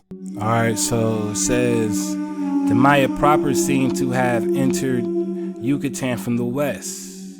As usual with ancient nations, it is difficult in the beginning to separate myth from history. The earliest mentioned leader and deified hero, it's Etsamana, being considered by Breton to be simply the sun god common to the whole Mayan stock. He is represented as having led the first migration from the far east beyond the ocean along a pathway miraculously opened through the waters. The second migration, which seems to have been historic, was led from the west by Kukulkan, a miraculous priest and teacher who became the founder of the Maya kingdom and civilization. So again, we get back to this vibration of this Khan, and we get to the true Mayan, right? And again, we're talking the Tamoanchan. Because what is Kukulkan? A Drake Khan. Fairly good authority based upon the study of the Maya chronicles and calendar places this beginning near the close of the 2nd century of the Christian era.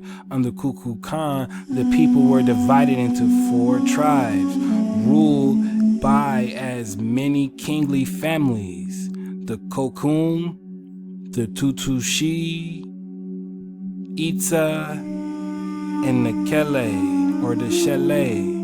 To the first family belonged Kukulkan himself, who established his residence at Mayapan, which thus became the capital of the whole nation.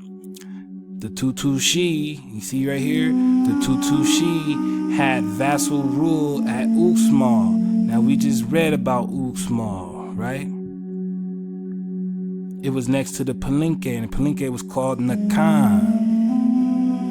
It says the Itza at Chichen Itza. So you see what's going on? Chichen Itza, as in the Itza people. So the Itza people were connecting back to this Mississippian vibe. So you see how this is all starting to connect. Ancient vibrations. We're no longer talking Aztec and the Nahuatl. We're shifting the paradigm. It says to the Chele was appointed the hereditary high priesthood, and their city became the sacred city of the Maya. Each provincial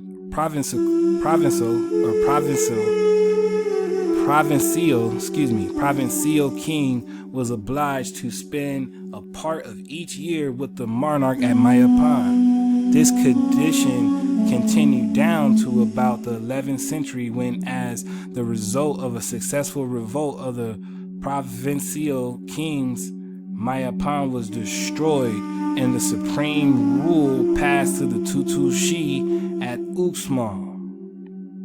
Later on, Mayapan was rebuilt and again the capital of the nation until about the middle of the 15th century, when, in consequence of a general revolt against the reigning dynasty, it was finally destroyed, and the monarchy was split up into a number of independent petty states, of which 18 existed on the peninsula at the arrival of the Spaniards. In consequence of this civil war, a part of the Itza immigrated to Lake Petén in Guatemala, where they established a kingdom with their capital and sacred city of Flores Island in the lake.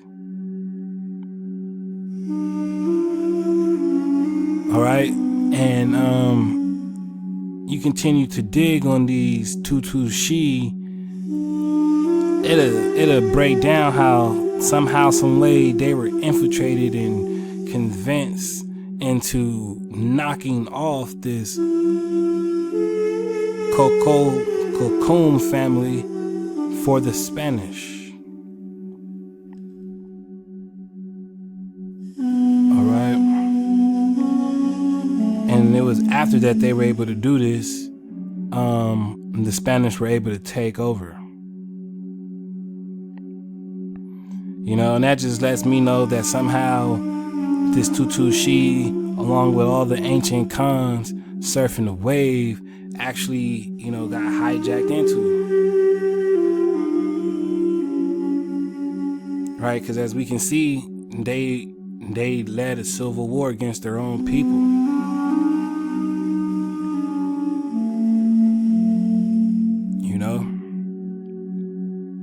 But here we're connecting the Kukulkan Khan to the Tutul, which is connecting back to the Tamoanchan and the Shia people of Cathay. But we not done. We gonna still surf the wave on them. So let's continue this good flow. Max Ahab. Cause see, it's over for the hijack. It's over for all that. You know what I'm saying? Cause here we're digging in this book, right? Called The Seeds of the Real People. How Cherokee folk ways conflicted with colonial culture, by Christopher Gunn. A thesis submitted in partial fulfillment of the requirements for the degree of Master Arts in History at Liberty University, December 2014. Excuse me.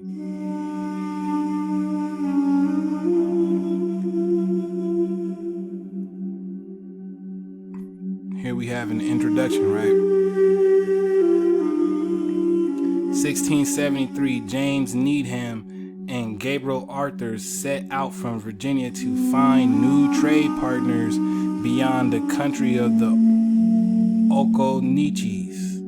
They followed an Occaneeche guide called Indian John and eventually came to the territory of the Cherokees, a large swath of land in the Appalachians, covering much of present-day North and South Carolina, Georgia, and Tennessee, who they call Tomahitans. Now, we can't make this up. Who are these Tomahitans? These Cherokees, right? Tomahitans. And I was telling you in the Anion flow, we were connecting the Itza to the Mississippian culture. And here again, we're running into these guys, but now they're called Tomahitans. Sounds just like Tamoanchan.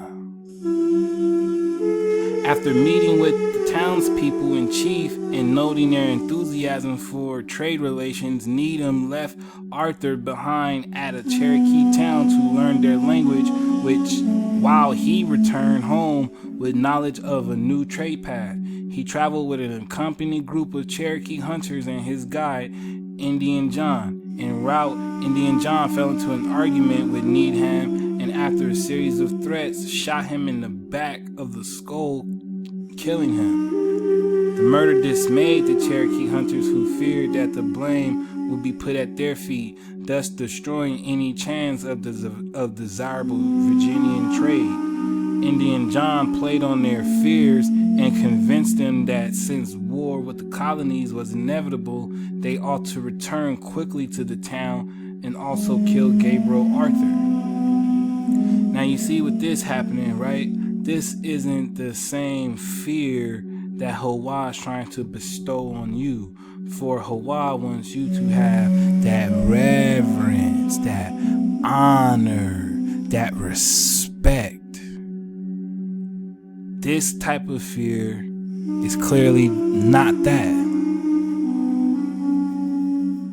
So when we're talking about the fear of Hawaii, we're not talking about this.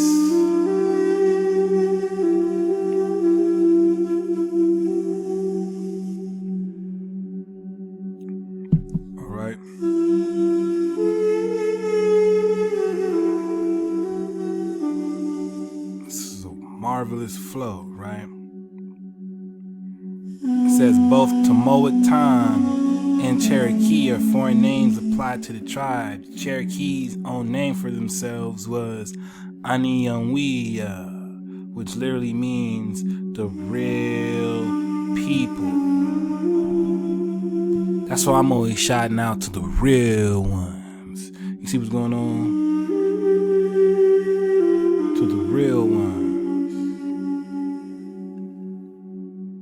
So, I want to bring your attention to this Tamohitan. right? Tomahitans. And I thought that was mighty interesting, especially since this is near the region of the Smoky Mountains, right? Tamohitans, Tamoanchan. If you're surfing the wave, you know there's no such thing as coincidence.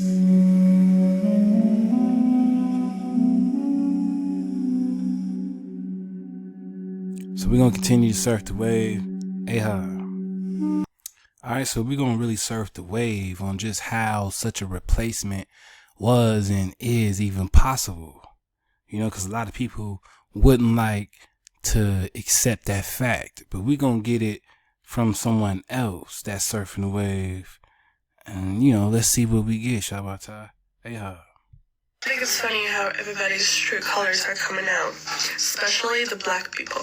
A few moments later. Oh, and since you want to learn Spanish so bad, tú eres una puta gorda que aparte de negra eres black. And it only took you 3 seconds flat for you to show your true colors after coming on this app and being a beggar. You see, you know, a lot of, you know, Spanish speaking people, a lot of, you know, people of the so-called Hispanic or Latino community have been coming online to basically voice their concerns and disappointment at so-called lack of support from so-called black people during these times, right? As if this is completely our fault or the fault of black people for not representing them in a racial expression. You know what I'm saying? And what I find funny is that 9 times out of 10, we're trying to include these groups and to be inclusive with them. And for the most part, they tend to reject us in that inclusion, right? When we try to say, you know, Spanish people are really black people, you know, such and such are really blacks. And they turn around and say, nah, we're not black. We're not black. We're not this. We're not that. And then a situation like this happens. And now all of a sudden it's like, hey, blacks, where are you? And this is literally, you know, the vernacular and the term being used, you know, and they're like, where are you guys? And, you know, I understand this is a crazy situation. This is a crazy time, right? But consider how when we're, you know, really trying to be naturally genuine, you know, type people, and the inclusiveness has been there this whole time, yet it's a part of the Spanish culture to reject what's so-called black. It's an actual practice to remove from this blackness, to get away from this darkness and to become lighter physically. And the more lighter you are, the better you are. This is an actual practice within the Spanish community. So it's kind of crazy that someone that is very, very aware comes out to speak and cry for the help and the involvement of so-called black people when this issue has nothing to do with them whatsoever. All right, let's surf the wave. I think it's funny how everybody's true colors are coming out, especially the black people. A few moments later. Oh, and since you want to learn Spanish so bad, tú eres una puta gorda que aparte de negra eres black.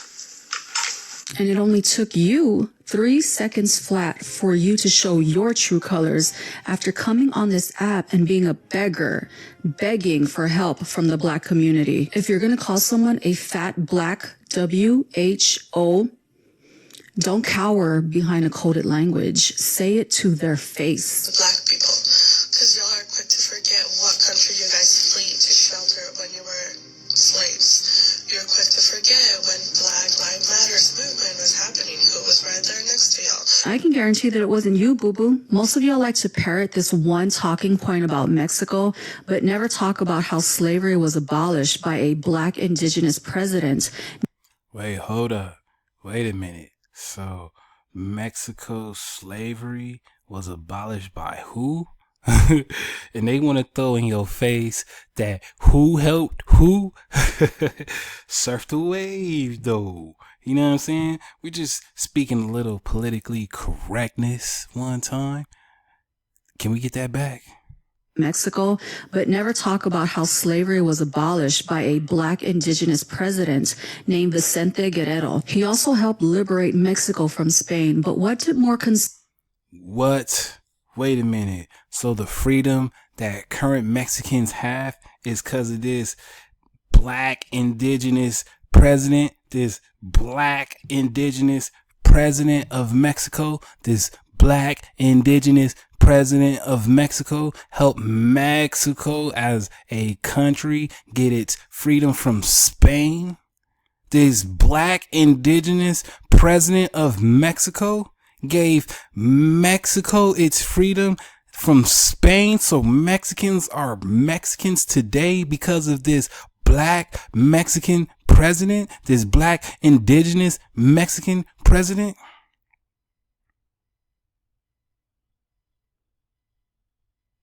Did I hear that right?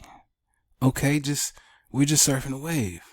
Vicente Guerrero. He also helped liberate Mexico from Spain, but what did more conservative Mexicans do to their black indigenous president after they were done using? Don't tell me. Please don't tell me. Is she really about to tell me what they did? Are we really about to go there, y'all? Are we really about to go there? Max, say hi to the tribe. Vicente Guerrero. He also helped liberate Mexico from Spain, but what did more conservative Mexicans do to their black indigenous president after they were done using him to gain liberation? They executed him because he was pushing for Afro-Indigenous equality. What? Say it ain't so, Joe. He was pushing for what? And it's crazy because when the good art dropped, did the Afro Mexicans, the Afro Indigenous are now law, you know what I'm saying? And how everyone was snotty at the term Afro. True colors are surfacing, right? True colors are coming to light, and I can understand why. And you still got a window to choose up. You just got to fall back and take a deep breath. This is what drops like this is for you to regain your composure. Don't choose the same side of history. Choose up with the winning side of history, because them naturals, them afros, them naturals, them afros, them Chippewas, we've already won. Because this is just a natural thing, and that is by law of Hawaii. You know what I'm saying? After they were done using him to gain liberation, they executed him because he was pushing for Afro-Indigenous equality. After Mexicans used him to gain their liberation, they backstabbed him, and it tracks to this day. Ma'am, the easiest, most effective thing that you can do to protect yourself and preserve your rights is to vote. And the Latino community couldn't. All right, my fault. And I don't agree with the whole voting thing. You know what I'm saying? We're going to bring this back one more again to this part. But yeah, after Mexicans used him to gain their liberation, they backstabbed him. And it tracks to this day. Ma'am, the easiest, most effective thing that you can do to protect. All right. So now that we understand that this Afro-Indigenous president is who helped Mexico gain its independence from Spain. So that is now an independent country, and they're barely just being recognized as indigenous sovereign citizens in the year of 2025. You know what I'm saying? Is that really something that's, I mean, come on, if this was your president that did this, and then they want to throw in your face slavery, but they don't tell you that it was you, your own people, who fought for such slavery, who tried to abolish it all over the place, and they knocked him off the map for doing so. They turned his TV off for doing so. It's over for that, because we're going to make them tell the truth, Shabbat. We're going to make them tell the truth. We on to the next one. Shalom.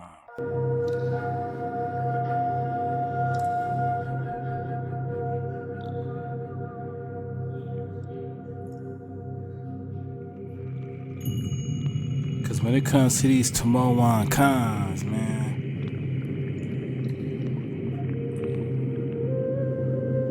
well, it's quite understandable why such an action had to take place, huh? We can see how such a phenotype can make one bite, make one want to fight. We can see why you want to bury the history just as much as these faces were buried when you found them. But we're here to let you know, and we're here to remind you that we know. And now that we know, we remember. And now that we remember, we most definitely and ultimately know for sure there's not a going back. Cause this flow, this charge is everlasting.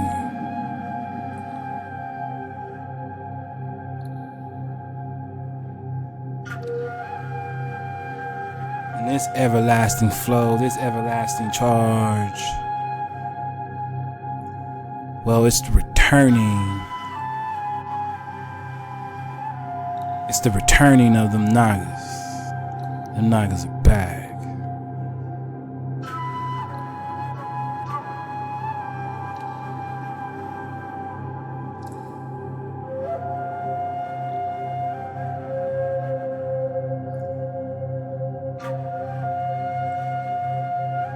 Them Nagas are back.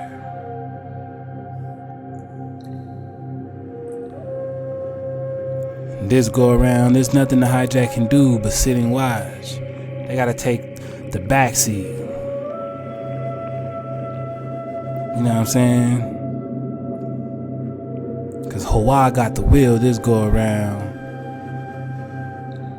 Allah Hawaii.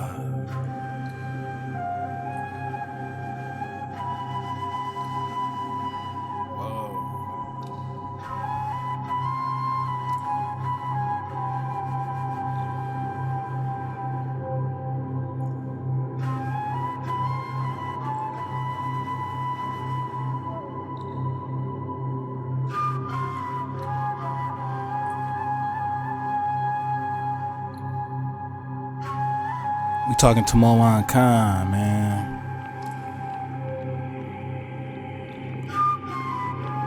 We talking Tutul, the people of Hawaii. You know, because when they found you here, they found you here just like this.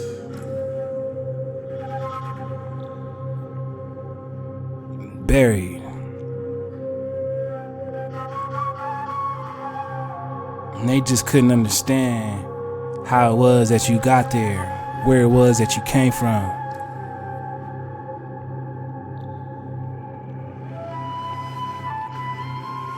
But you were always a marvel, my nigga.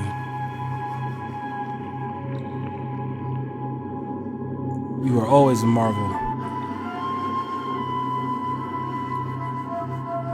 For the fear Hawaii is the beginning of knowledge, and that fear is an honor that brings fame with a name, and that name and fame is of Shem.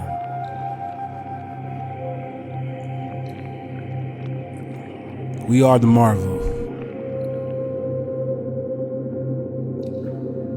We are back.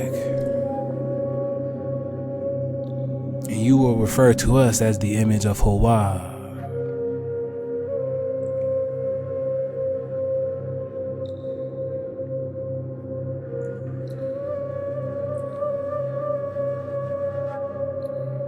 See, when you put that Afro-Indigenous, how is it that Afro-Indigenous looks exactly like the Omeg, looks exactly like the Tamoanchan?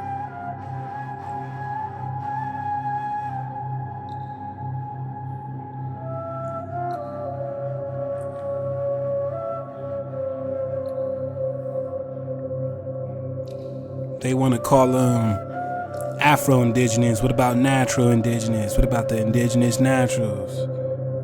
Because the phenotype don't lie. You see my man's face.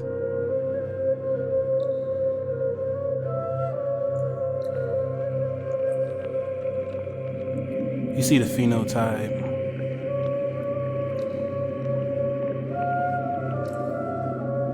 I mean, you definitely see the phenotype. They not like us. They not like us. You see the flat nose. You see what's going on.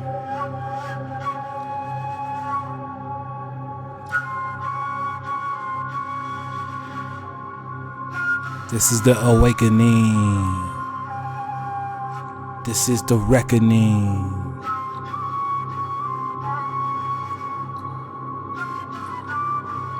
This is the remembering.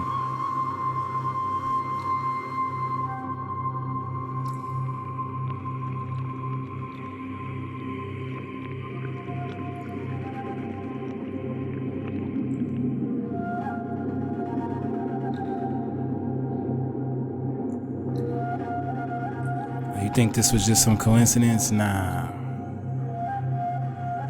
Not by a long shot, Doc.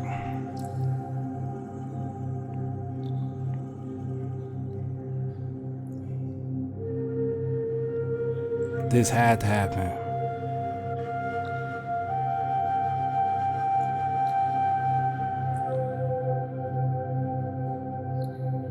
This had to happen so that once the future generations recovered and remembered, they will understand the importance of keeping the code, KTC and MHOE, and that sign will be a signal to let them know there is never an option for going back. Cause them Nagas, them Naginis are never going back. This flow is everlasting. This charge is everlasting.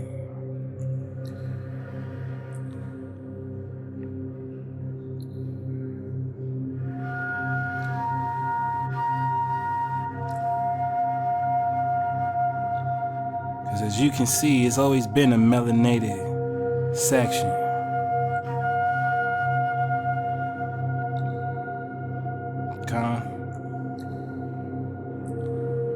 It's always been a melanated section.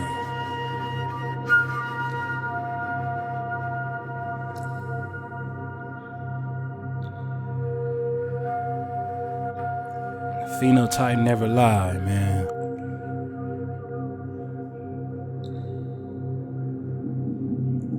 You know, but this is part 2.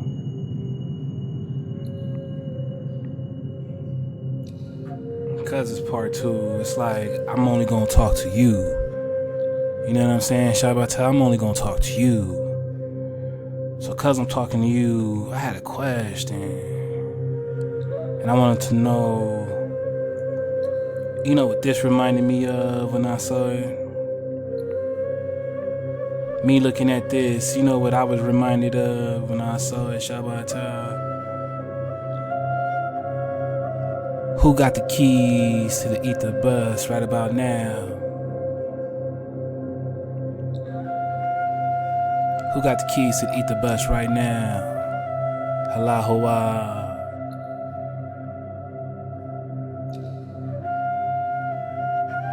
But looking at this, I was reminded of this. You see what's going on? You see what I see, Shabbat? I was like, oh, hell no. I was looking at this and I'm looking at that and I'm like,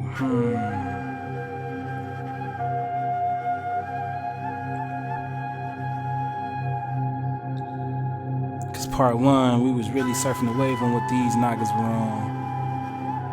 And this looks exactly the same.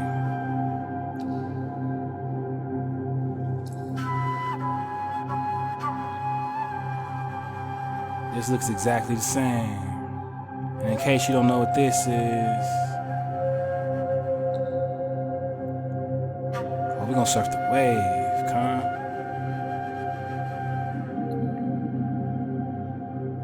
It's number 1, priest.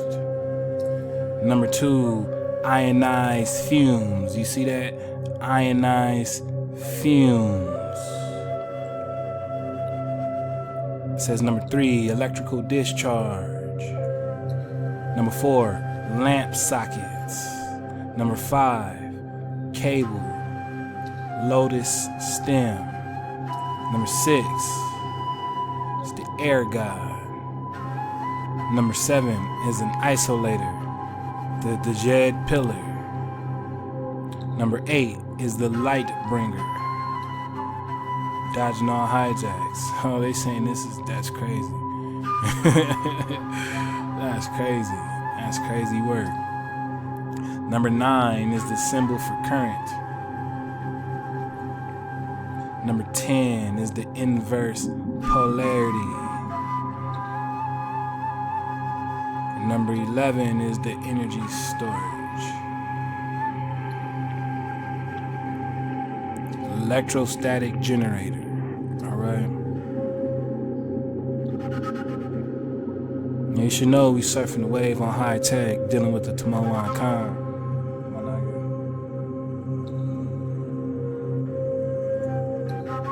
So we're gonna carry on with this pure water flow. Max A-High.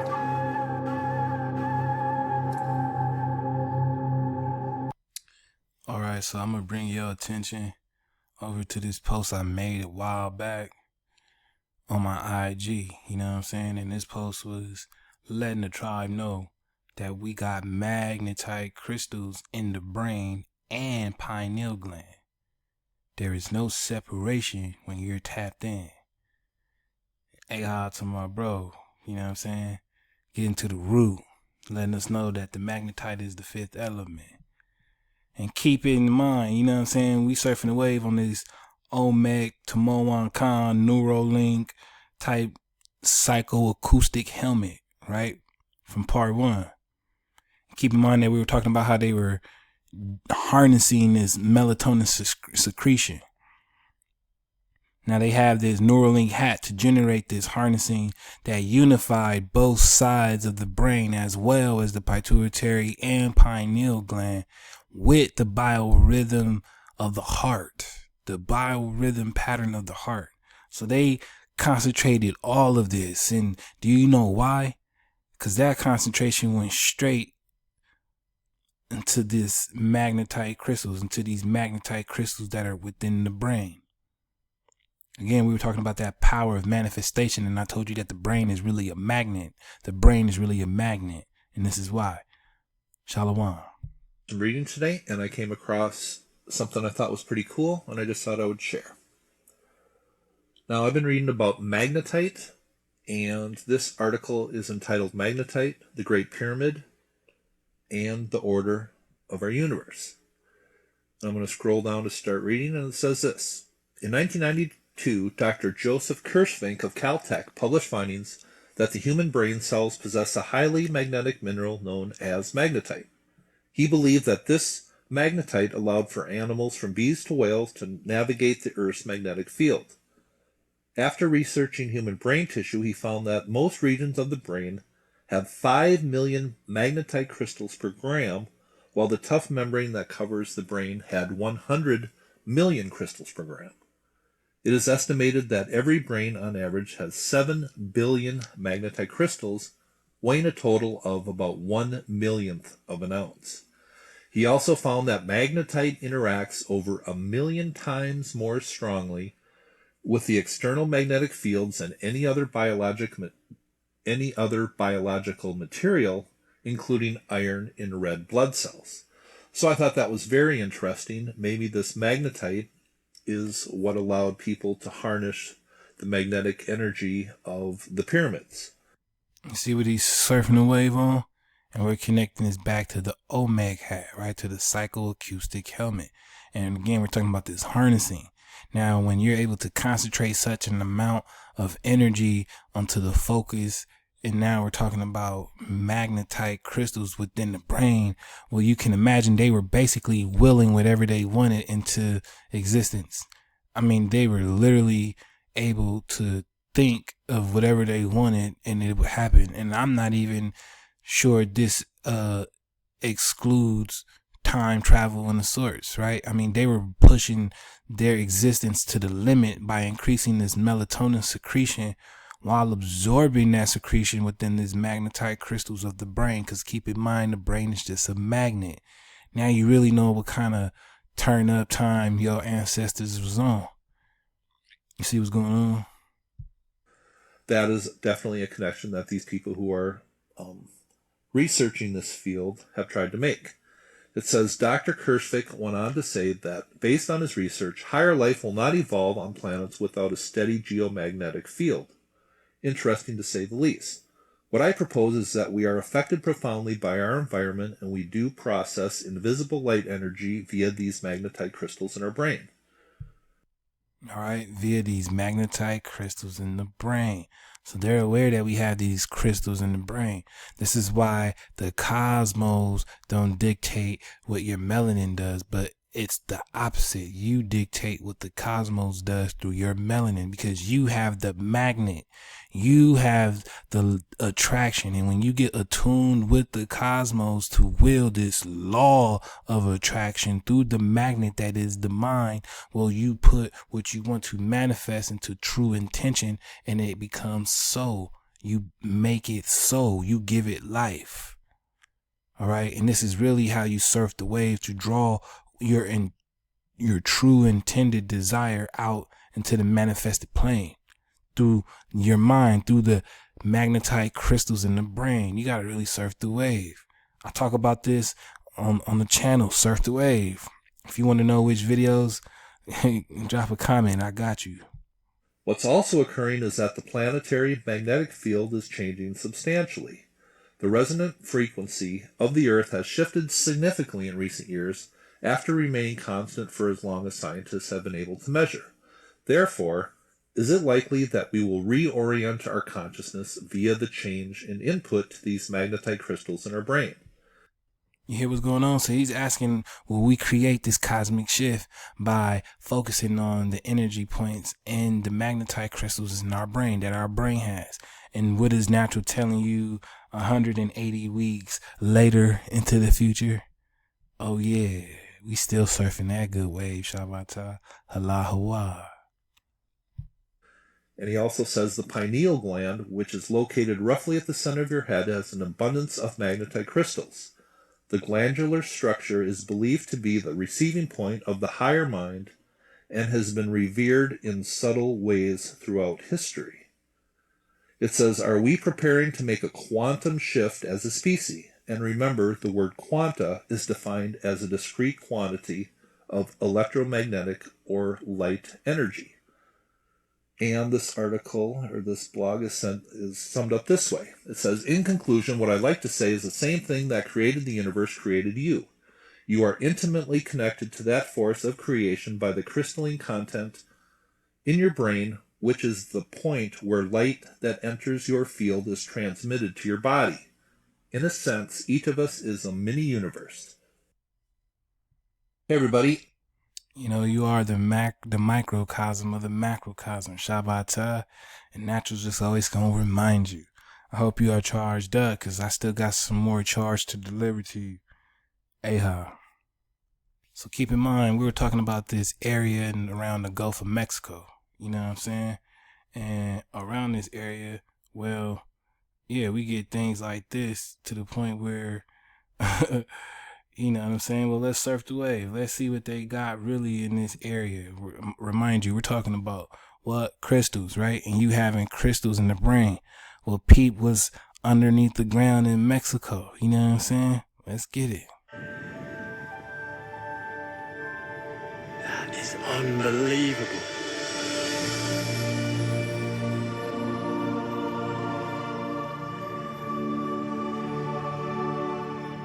This is just mad. Absolutely gorgeous, isn't it? This is La Cueva de los Cristales.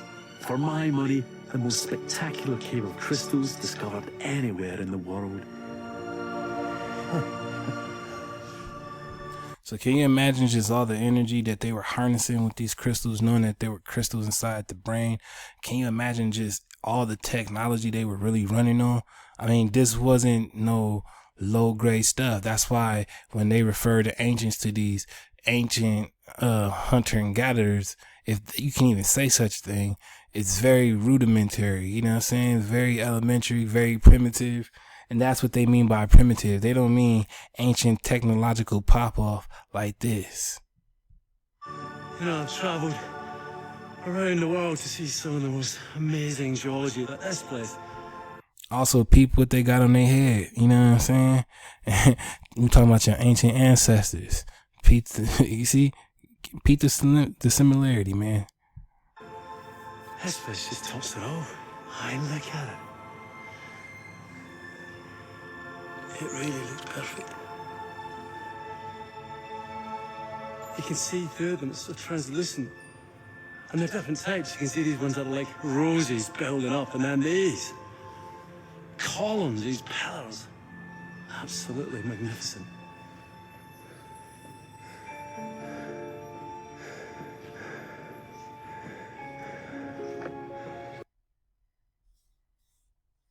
Surfing the wave, we're going to continue. Max say hi. Alright, Shabbatai, we're going to go ahead and surf the wave on this. I mean, hopefully they let us do so. You know what I'm saying? But, you know, we posted this back about a couple of years ago on the gram, asking, their science is barely uncovering what the ancients already knew. Question is, are you charging up with the highest power? Fifth wave. So, you know what I'm saying? Hopefully they let us surf the wave on this. Hey, 2002, Israeli researchers made an astounding discovery. They discovered that there's two types of crystals on and in the pineal gland, and that these crystals actually are tuners or resonators that, if stimulated by sound, these crystals stimulated by sound. So they're resonators and they're stimulated by sound. Keep in mind, we're talking and building on the psychoacoustic helmets of these Tamoanchan, these khans, man. You know what I'm saying? These khans of the she. Crystals have the piezoelectric effect. They release a positive charge. And this is quite amazing because meditators or people who have... What is he saying? Wow, this is some amazing drop. I mean, is there any way that we can restart it? I can't get it back, huh? Wow. I mean, he's saying some crazy pop off. Let's go. Ever had an experience where they see a flash of blue light, for example, have experienced the pineal gland under a positive charge, because we now know that the sound waves are converted by the pineal gland into blue light. What do we feel when the pineal gland is activated, or when we are entering? In 2002, Israeli researchers made an astounding discovery. Now, you know what? I don't want to risk it. We're going to go ahead and move on to the next one. That was some crazy drip drop, though. Shabbatai, and it's linking exactly with what we're surfing the wave on. You know what I'm saying? So, aha, to that wonderful flow, we on to the next. Max Tawadar. All right, so this is basically like, I mean, this is technically part one of what we're building on right now, but I wasn't going to continue to build in this direction, so to speak, so this is why we just left it at this. But as I mentioned in this video, we were going to build and reveal the Tamoanchan. I know it's 6 years, 7 years later, but you know we got to surf the wave. And this is going to prove my point, you know what I'm saying? If anyone's surfing the wave and your feathers are ruffled by what I'm saying on these, presentations, and if you're getting bothered by the drop that we present, then I really know you're not surfing the wave, because this video right here is one of the ones that I did since way back, you know what I'm saying? And yeah, man, we still got some real ones surfing the wave to this joint. And we've, taught a lot and opened up a lot of eyes. So if this makes you feel some way, just like how I felt back then, hey, everything still applies and you can kick rocks. That's how you feel hijack. Because we do this for the real ones. Let's get it. So, let's check out what this other word is and let's see what we can get. All right, so digging on the word elastic, I came across this word right here, which is zelanasia, or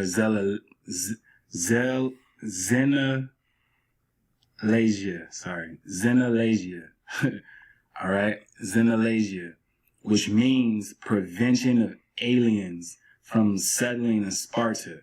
All right, prevention of aliens. All right, prevention of aliens. Literally expulsion of foreigners. All right, expulsion of foreigners. Expulsion of foreigners. Xenalasia, right? Xenalasia, right? Xenalasia, which means to expel foreigners or strangers, right? Strangers. All right. Drive away, or beat out, right? Just like how we were digging on elastic, right? To strike, beat out. Xenalasia, right? Xenalasia. Drive away, beat out. Expulsion of foreigners, right? Prevention of aliens, all right? Prevention of aliens. Those who are strangers, all right? Expulsion of foreigners. To expel foreigners, all right? To drive away, beat out. Xenalasia, all right? And we got this from elastic, right? Which we got from rubber. Now, keep in mind, when we started this presentation, the guy, right? David, whatever his last name would be, was trying to make a synonymous link between the Olmec Mayan and these so-called extraterrestrials. All right. Now, as I stated in the beginning, when we're dealing on these so-called aliens and the Mayans, right, and the Olmec, there's really no difference between the Olmec and the Mayan, right? Now, by culture, there's slight differences because obviously there's a progenitor. The so-called Olmec, right? As we're learning, the rubber people, the ones of elastic, right? However you would say that. I'm getting caught up right now, right? But Xenalasia, there we go. The Xenalasia, right? Those who prevented the aliens from settling in their land, right? Those who practice the expulsion of foreigners, right? Those who tend to expel the foreigners or the strangers, right? Those who were skilled at driving away and beating out those that did not belong, right? Which ultimately sounds like a warrior, right? A brave, right? And if you've been paying attention to, the Levitical cities, right? How I broke down, basically, my little family tree, that, I come from the direct line of the Braves. All right? So we're talking warrior status, right? We're talking, well, let's get into it, all right? I got some pictures, that we can reference and actually get a visual to see if this links up to the so-called Olmec, all right? So let's check it out and see what we can, find out.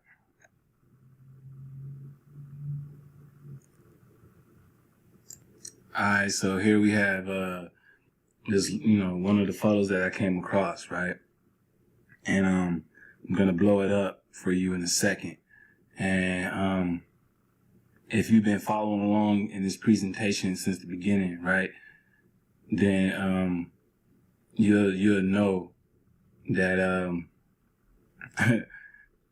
that basically we're talking about the depiction of these people, right, and how they depicted themselves, right?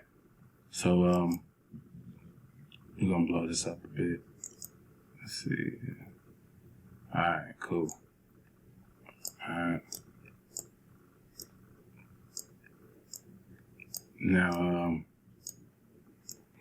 let's peep game, right? As we can see up top,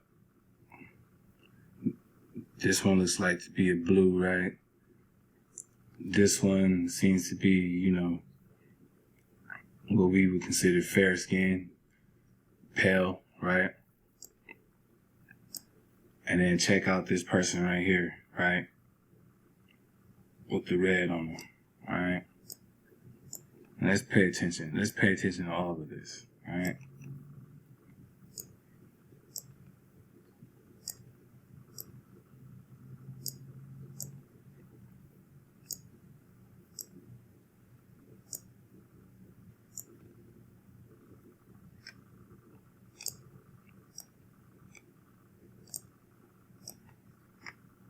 All right, because I'm basically, I want the viewer to grasp the idea of different complexions, all right? As we continue to break this down, so you can see that, you know, what I'm saying is, you know, not off the wall, all right? So this is from the Codex, right? All right, so let's close this out. All right, go to the next one. Okay, this is the next one that we have. All right, I want us to, you know, let's peek these people out, all right? Now, once again, they obviously depict the hue, right? The difference. Now, as we'll notice, the darker ones, right? The darker pigmented ones, right? Always seem to push out what seems like the lighter one. All right. See, as we go down, right? Yeah. Key in on this. Pay attention to this. All of that. All right. Keep this in mind. Circled away. The faces, right? Pushing out those of lighter skin tone. All right.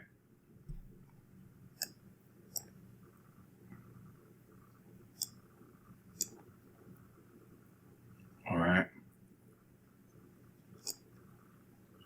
And again, they look like warriors doing it as well, right?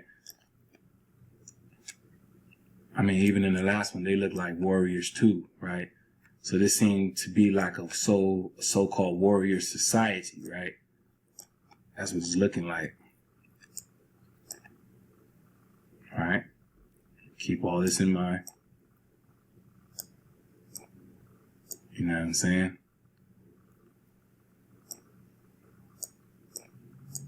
They're expelling the foreigners, right? Getting rid of the foreigners, right? Obviously, these guys at the bottom, right, don't look like the ones holding the hair. You know what I'm saying? So these guys down here are being expelled, right? They're being driven out, right? They're being beaten out, right? All right, let's check out one more.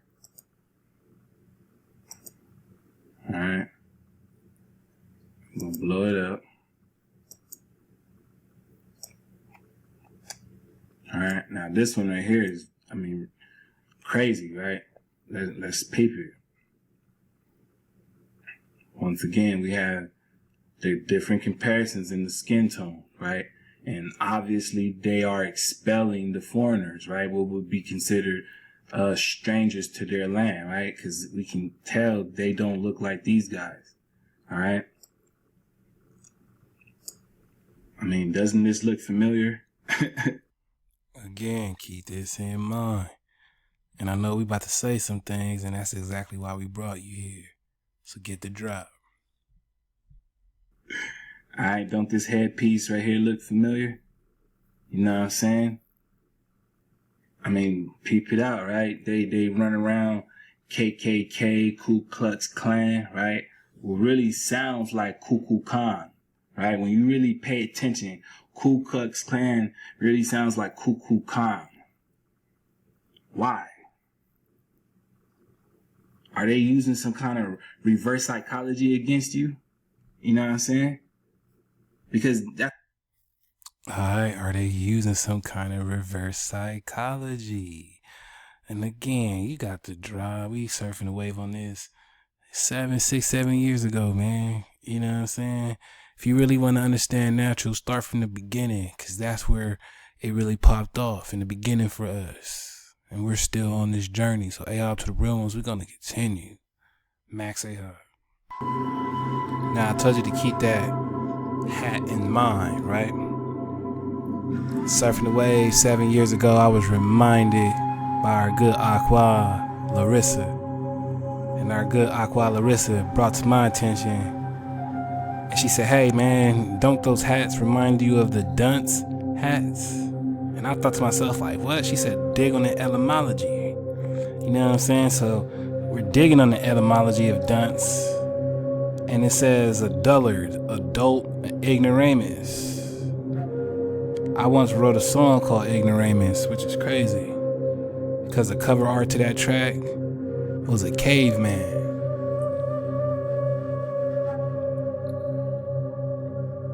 You know what I'm saying? It eventually meant dull-witted. Dull-witted. So basically dumb, a fool's cap. You see what's going on? Fool's cap. So they refer to this as a fool's cap, right? And when we dig on, well, let's surf the wave on what a fool cap is, right? Because this is what they're saying a dunce cap is, this fool's hat. And a dunce cap is a pointed hat used as a disciplinary tool in schools. It was used to punish children who were disruptive or considered slow learners. The dunce cap fell out of favor in modern pedagogy and was banned in some areas of England and Wales in 2010. So this was a form of discipline. You know what I'm saying? Discipline. So to wear this hat, you were being disciplined. Right?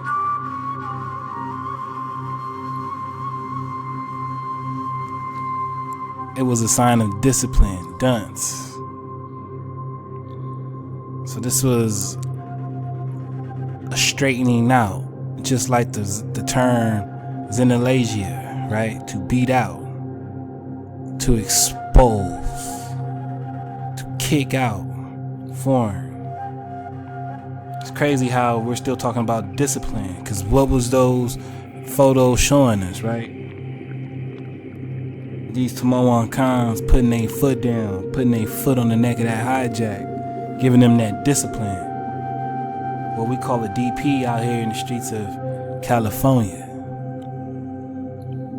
Alright, discipline. You see what's going on?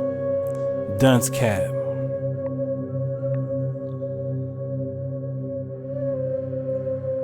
So when I ask, is everything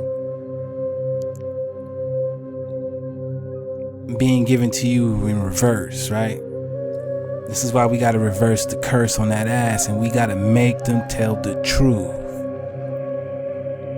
Okay? And if you feeling that, then you know what I'm saying? Hashtag make them tell the truth in the comments for a con. Cause we all the way on. All praises to the Most High. You know what I'm saying? So our good Aqua Larissa was letting us know this dunce hat, right? She also said that it was related to defense. That it's related to defense, and defense of course, is the action of guarding or shielding from attack or injury. Act of defending by fighting or fortifying a place of refuge. Hence, mounds, right? Mound building. It was to ward off or protect. See what's happening? And this defense is related to the term pence and dunce. You see dunce? So we got dunce. It's also compared to fence, defense. It is also a speech or written intended to repel or disprove a charge or accusation. It is a science of defense against attack. So it's a form of protection. Still, we're talking about national military resources. So we're still talking cosmos, right? Aqua. It says natural weapons of an animal. We're talking warrior. All right. And if you got that drop of the oversoul, the ascendant sign to the oversoul, the brazen face of Zara, you know what time it is right now. Because we just talking the Braves. Amaru Khan. So yeah, man, digging on this. Well, we're seeing how this means warrior, right? And she said, well, it's related to the term pence. And this pence, well, when you're talking about pence, it's a contraction of pennies, a collective plural of penny. You see what's happening? Can you really see what's going on? Because when we dig on penny, well, penny is just what? That English coin. You see what's going on? That English coin.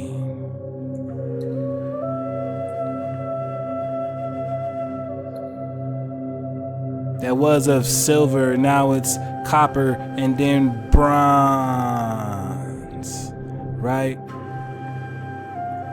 Bronze, the copper one.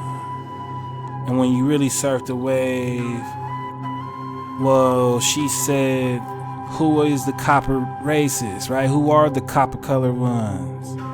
And we know the copper colored ones, well, they're the naturals of America, originally applied to the aboriginals or the copper colored races found here by the Europeans, but now applied to the descendants of the Europeans born in America. You see how this drop comes back full circle, Shabata, Cuauhnahuac. Max Aha to our sister, our Aqua, Larissa, for a magnifying blow to the hijack. You know what I'm saying? We're just talking about your ancient frequency.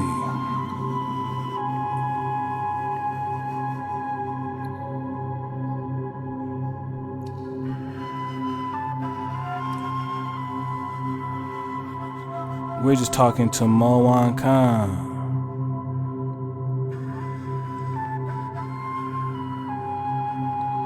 You see what's going on?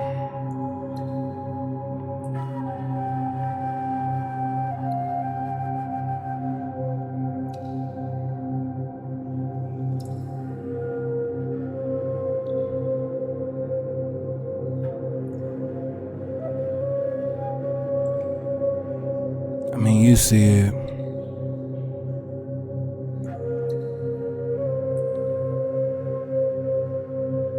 You see it, Shabata.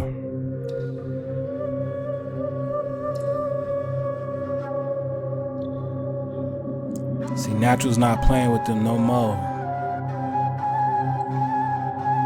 And I hope you're not playing with them anymore neither. 'Cause from this day forward, we gonna make them tell the truth. We gonna make them tell the truth. So Max Aha to the real ones, to the real elementals, such as yourself, is always an honor surfing the wave for the Shabbatah. Halakha, halakha, halahoa, shalom, matawab, akwa, matawab, For the restoration is here. I hope this has been a marvelous way for you. Another great presentation on this ether bus. This is just part 2.